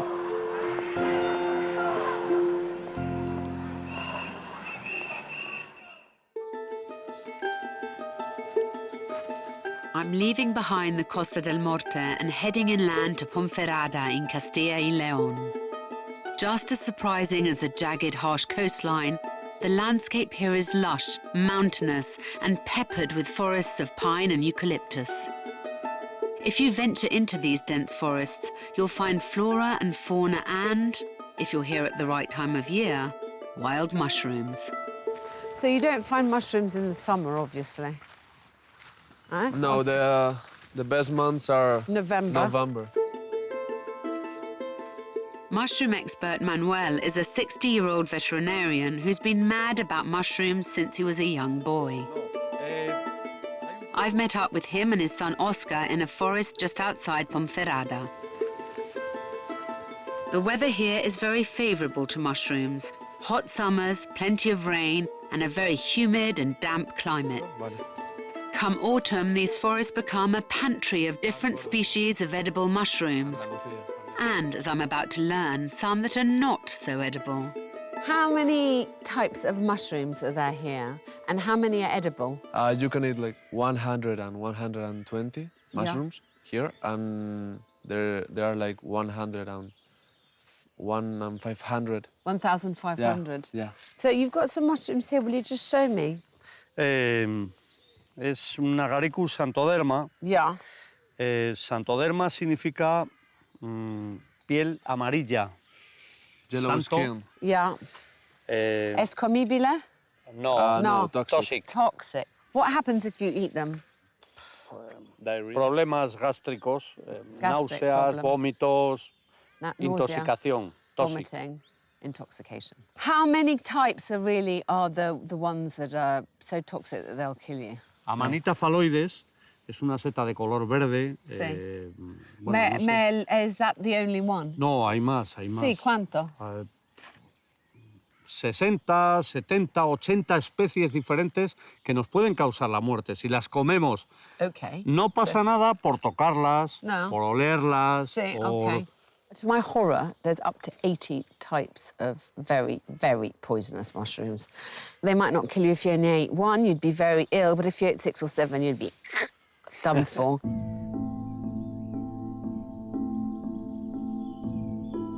These forests and this region may conceal an array of mushrooms, but they also harbour a dark secret, a part of Spain's history that would be impossible for me to ignore. It's easy to forget that Spain was in the grip of a fascist dictatorship as recently as 1975. General Franco had oppressed Spain for 36 years. That time saw the deaths of more than 200,000 men and women. Few were afforded a dignified burial. Most were thrown in mass graves strewn across Spain. Since then, Franco and the horrors of his regime have been buried too, erased from memory. All that changed in 2000, here in the remote village of Prieranza del Bierzo, the site of one of Franco's bloodiest civilian massacres. I've met up with Emilio, a journalist whose grandfather was killed in that massacre. Hi, Emilio. I'm Alex. Thank you so much for meeting with me here. So, tell me about the significance of this place. In this place, during 64 years, there was a mass grave. Yes. With no objects to know exactly the place. And in 2000, I arrived here asking the old people of this area.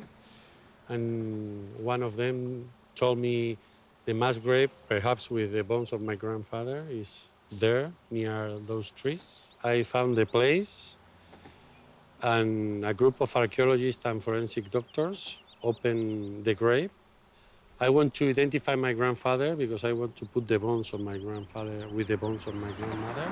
And now they are both in the cemetery of my family. Reuniting his grandparents led Emilio to form the Association for the Recovery of Historical Memory, a group dedicated to unearthing mass graves.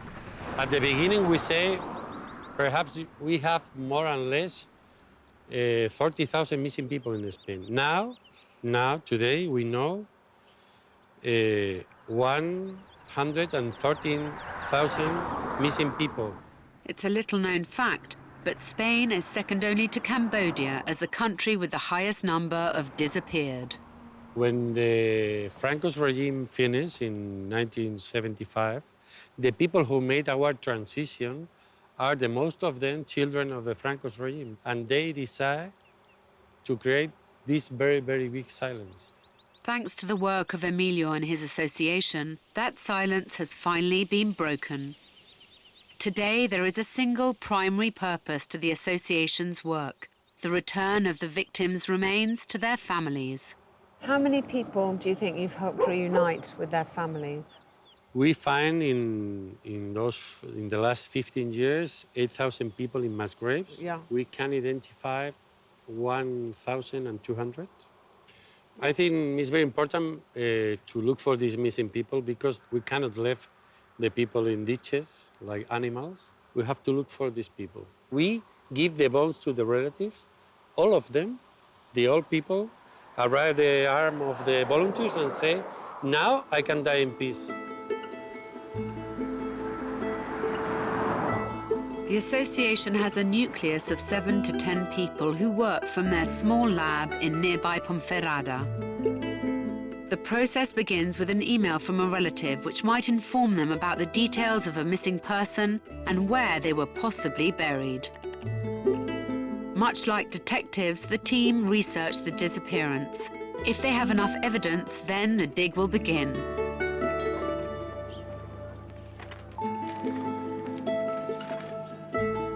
The team, aided by volunteers, carefully sift through the earth, searching for clues or scattered bones. All the time watched on by locals and anxious relatives.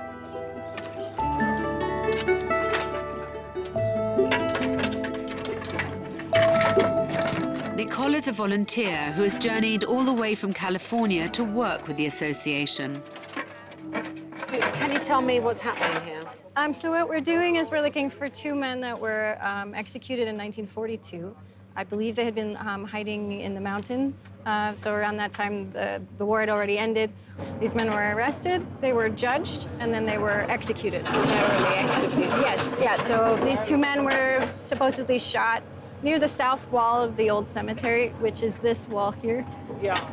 And then buried without any sort of casket. They were just shoved into a pit and forgotten. What set off this particular investigation? One of the family members of the missing men, the son, wanted to find his father before he died. He's got to be in his late 70s.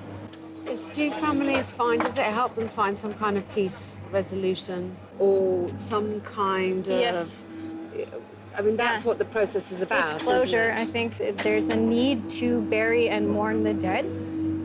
One of the things they say a lot here is to give the families the right to decide how their relatives should be buried as opposed to the people who murdered them. Yeah. Death rituals are important. We crave that, and especially if you're a religious person, to think that that's going to lead to a more restful time in heaven or whatever, that's extremely important and it's powerful.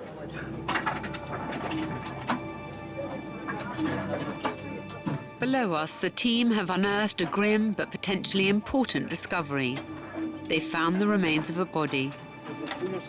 Now they must begin the delicate process of identifying it.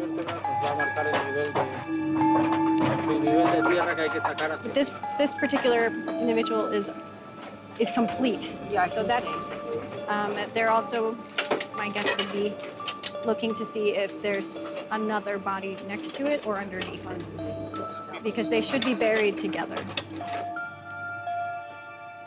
The problem is that they're looking for very clear evidence that they're dealing with a mass grave rather than just an ordinary burial. When you think about it, it's obvious. When you're exhuming a normal grave, you will find people who are buried in a respectful manner, i.e. with their hands by their sides or their hands crossed on their chest, the traditional positions that the dead are put into. In a mass grave, that is obviously not the case. As the team's resident archaeologist, René oversees the excavations.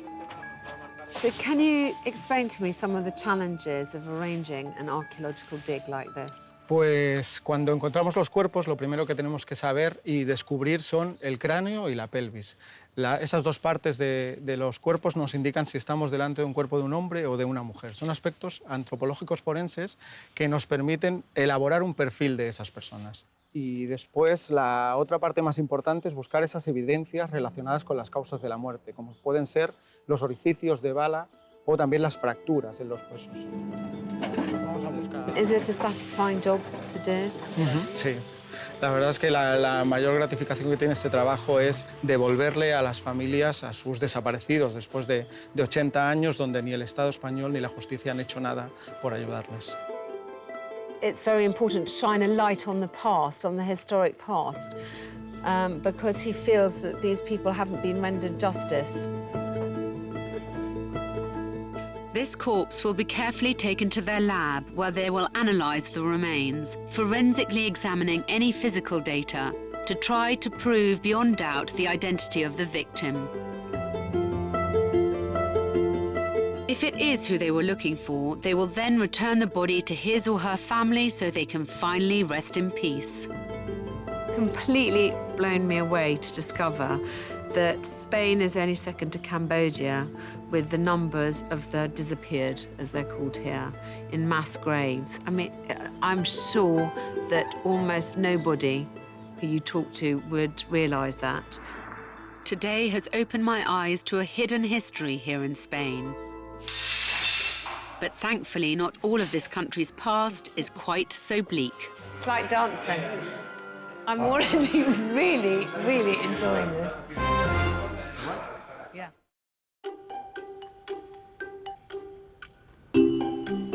I've headed back into Galicia and north to the port city of A Coruña. Often overlooked by travellers, it's an historic city with fabled beaches, impressive architecture and wonderful food, particularly pulpa a la gallega. I love octopus, and pulpa a la gallega is my favourite way to eat it. When it's been boiled in a copper pot in the traditional manner, it's scalded 3 times and then served on a wooden dish. Very thinly sliced, with only 3 other ingredients: olive oil, salt and paprika. That's the traditional way, and I still think it's the best.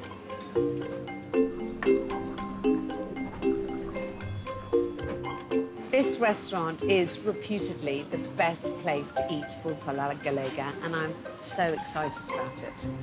Thank you very much. Oh, yum. Thank you.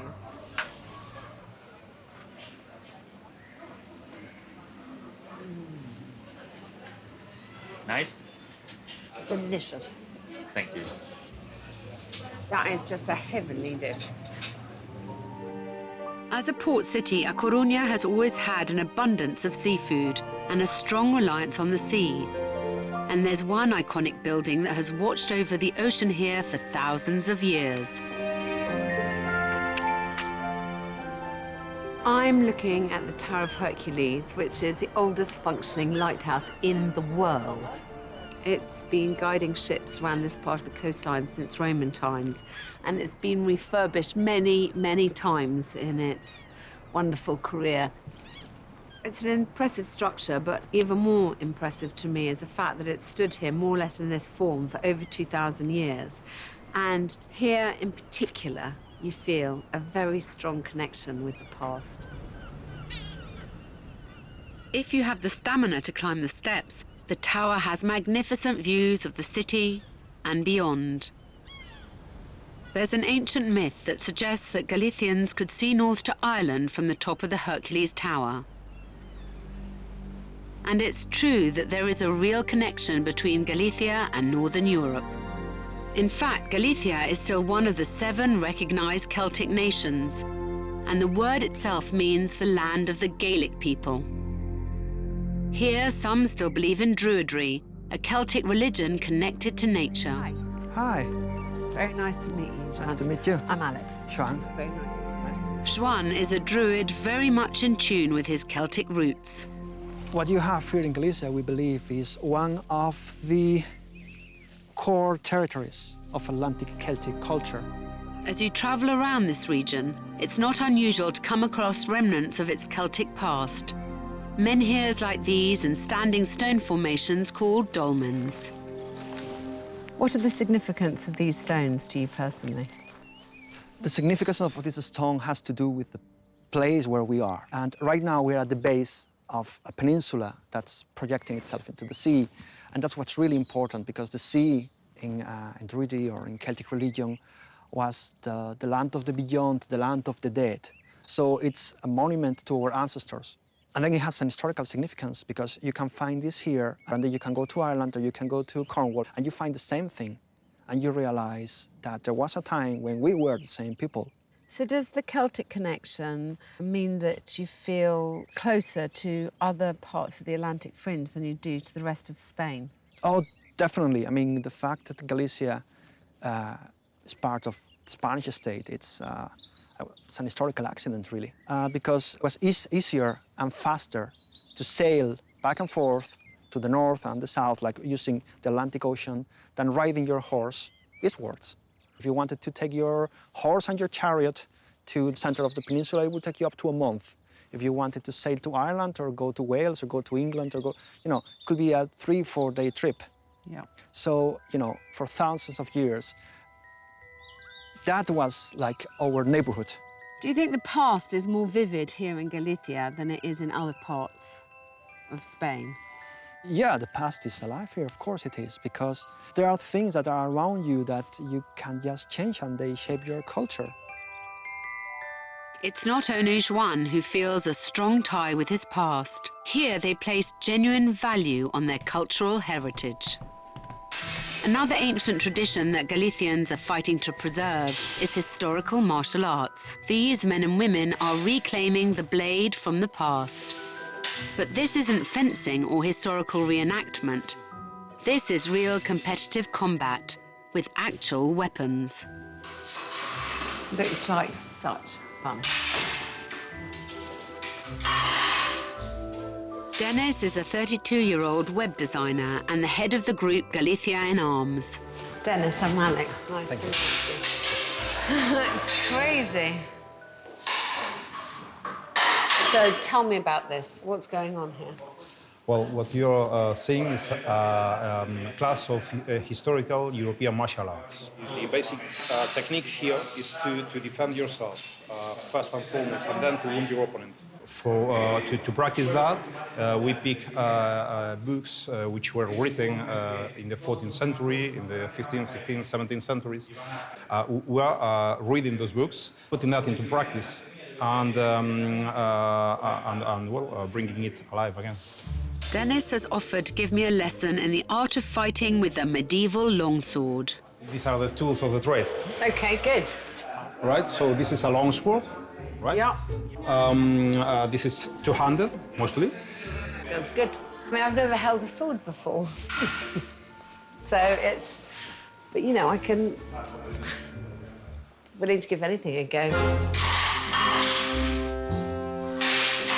So, a longsword, all right? You said that you were right-handed? Yes. Well, you hold it with your dominant hand. Yeah. Near the hilt. This is the crossguard, the hilt, all right? And your left feet should be forwards, right? And from there, right, you're going to punch forward, right?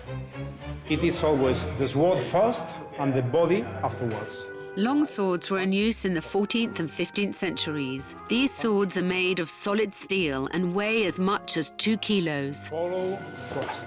Strike, follow, thrust. All right? Yeah. I'm already really enjoying this. Unlike fencing, where the main aim is to score points, the objective of historical sword fighting is to get out of a confrontation unharmed. Oh my gosh. It's like dancing. It's a dance, but sword fighting is a dance with someone who doesn't cooperate. Yeah. Looks like I've got a lot to learn if I'm to master this ancient art. Okay. That's it, better? It is a growing sport, and I can see why. If you strike, this is perfect. Such fun. Who knew? Definitely right up my street. Just think the older I get, the more I understand that it's all about passion and about how inspiring people are passionate about the things they do are. You know, what do I know or care about medieval martial arts? But I am completely hooked. In truth, all of Galicia is rich in passion. Nowhere more so than its most treasured city, Santiago. 1 hour south of A Coruña, Santiago is the spiritual heart of Galicia. For over 1,000 years, pilgrims have flocked to this magical city, walking the Camino de Santiago, an epic 500-mile hike. It's well worth the effort when they get here. It is a stunning city.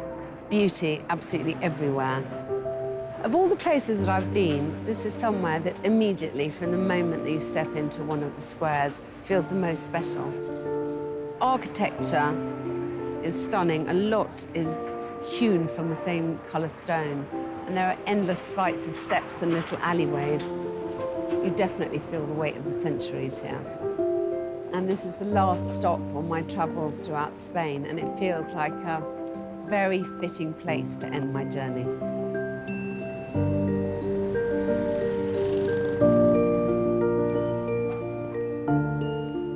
Whilst I'm here in Santiago, I'm going to rest my head in a very historic hotel. The five-star Hostal Reyes des Católicos is thought to be the oldest hotel in Europe.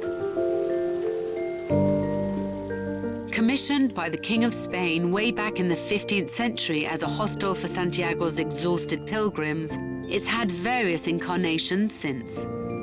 At one time, it was a royal hospital, another an orphanage. Now it's a hotel, run by manager Julio. I've heard rumours that this is the oldest hotel in Europe, although I believe there's other hotels that may claim that too. We are considered to be one of the oldest hotels, not only in Europe, as well in the world. So obviously today it's a hostel for everybody, but it started to be a hostel for pilgrims in 1510. It got this function during more than four centuries. We can consider that as well as one of the oldest hostels in the world. So considering how important Santiago is and how important this hotel is to the history of Santiago, you must have a lot of important visitors come here. Well, obviously, Santiago is a very special city, and here many personalities, politicians or artists came for special events. I can say that during the history of the hotel, that many monarchs were staying here in our rooms. I remember in 1999, in the Holy Year, the Rolling Stones were staying here, Charlton Heston, Robert Barner, many American actors were staying here as well. Obviously, this is one special hotel, and when you decide to do an important summit here in Santiago, this is where you come. Yeah, that's right. Since 1954, the hotel has been one of Spain's state-run paradors, and the many famous names that have stayed here would have no doubt indulged in the local cake of Santiago. You cannot come to Santiago and not try the torta de Santiago, which is basically made of almonds. I mean, the ingredients are almonds, eggs, sugar, and butter, and this is very popular. This is nearly like marzipan. Looks delicious. It's very, very rich. Yeah, for the diet, I don't think it's a good thing, but... It's lovely. Do you like it? I absolutely love it. Yes. This cake has welcomed arriving pilgrims since the Middle Ages. A much-needed lift at what is an emotional time, as I'm about to find out. Congratulations. I found what I came looking for. That was very moving. You know, this gentleman said he found what he was looking for. Must be an amazing sense of achievement. It's morning in Santiago de Compostela. And like every other morning, the first wave of pilgrims are arriving in the city. This is their final destination, the last tired steps on the Camino de Santiago, the Way of St. James. Many have walked for over a month to get here, an emotional journey across northern Spain. Some are here to honor the Apostle St. James, others on their own spiritual quest. 250,000 pilgrims a year come to this office to get their certificate of distance. To get it, you have to have travelled 100 kilometres on foot or 200 kilometres on horseback or by bicycle. To achieve your certificate, you have got to get stamps along the way to prove that you've actually covered that distance. The atmosphere is kind of quite calm, unsurprisingly, as I'm sure that lots of these people are completely exhausted, having been walking for 30 or 40 days at a time.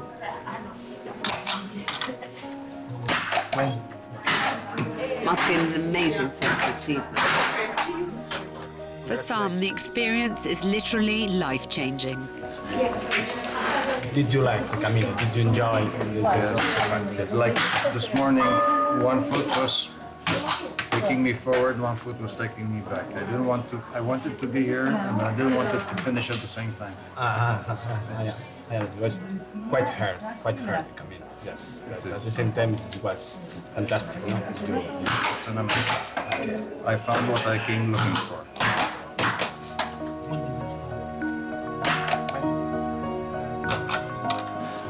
Congratulations. Thank you. Okay. That was very moving, and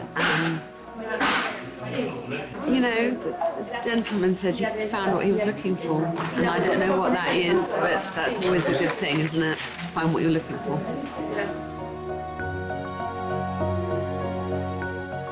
I'm feeling very moved by the process, much more than I thought I would be. The pilgrims all naturally congregate in the main square, one of Spain's largest and most impressive plazas. There may well be a lot of backpacks and blisters here, but it's impossible to resist the warm and jubilant atmosphere. There's a lot of celebration, people embracing and shaking hands and high-fiving each other, whichever bit of the Camino you did. This is the final point. You know you've arrived, you know you've done it. You know, it's a kind of constant scene of celebration. It's lovely. Daniela and her friends have just arrived in Santiago by bike. They've traveled 800 kilometers to get here. You're happy you did it? Mucho. Very, very happy that she's done it. Yo vi que es posible hacer de una manera. Esta fue la parte más importante para mí. Comprender que se puede hacer de una forma leve, disfrutando todo y con hacer toda la vida despacio, ¿sí? Sí. No es importante hacer y vivir rápidamente, no. Sí.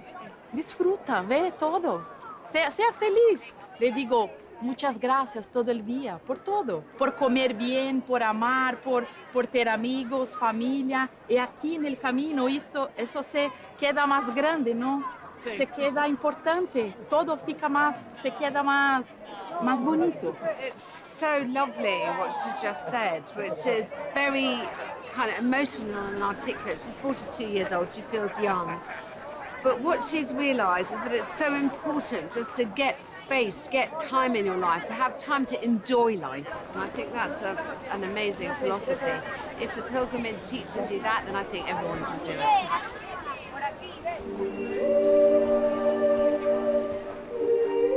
For many of the millions of pilgrims, this journey is primarily a religious one. And the final destination for them is the same today as it has been for 1,000 years. This is the cathedral, and it's pretty awe-inspiring.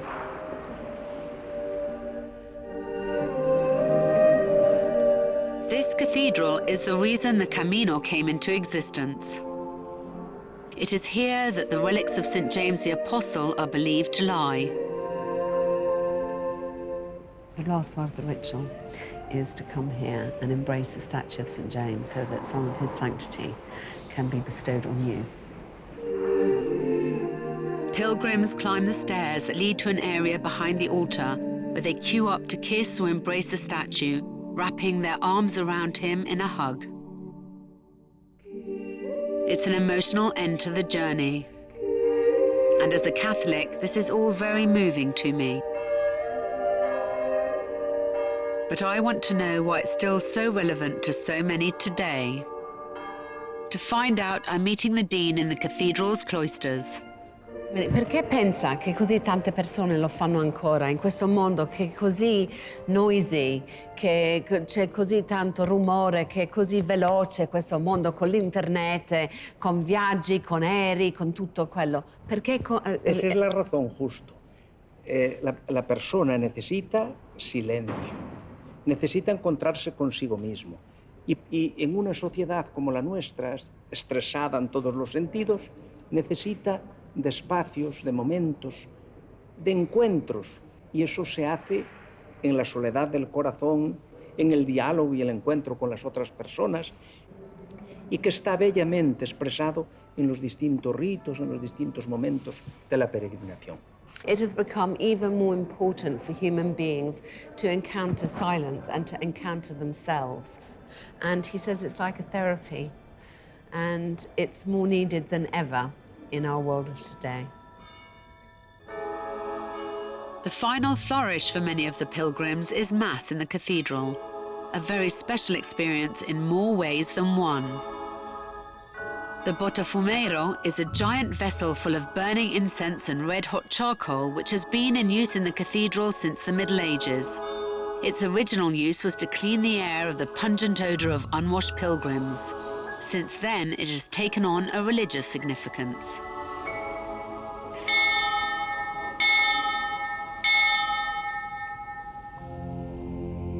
It takes 8 men called tiraboleiros and a system of antique pulleys and huge ropes to propel the Botafumeiro.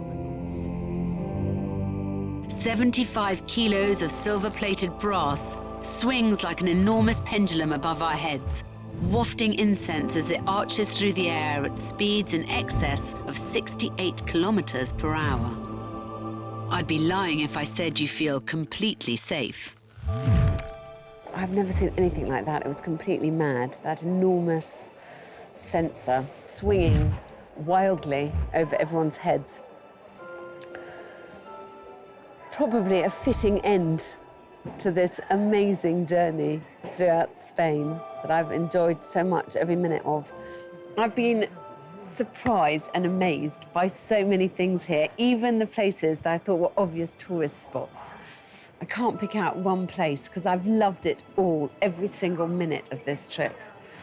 I'm glad I'm ending it here, though.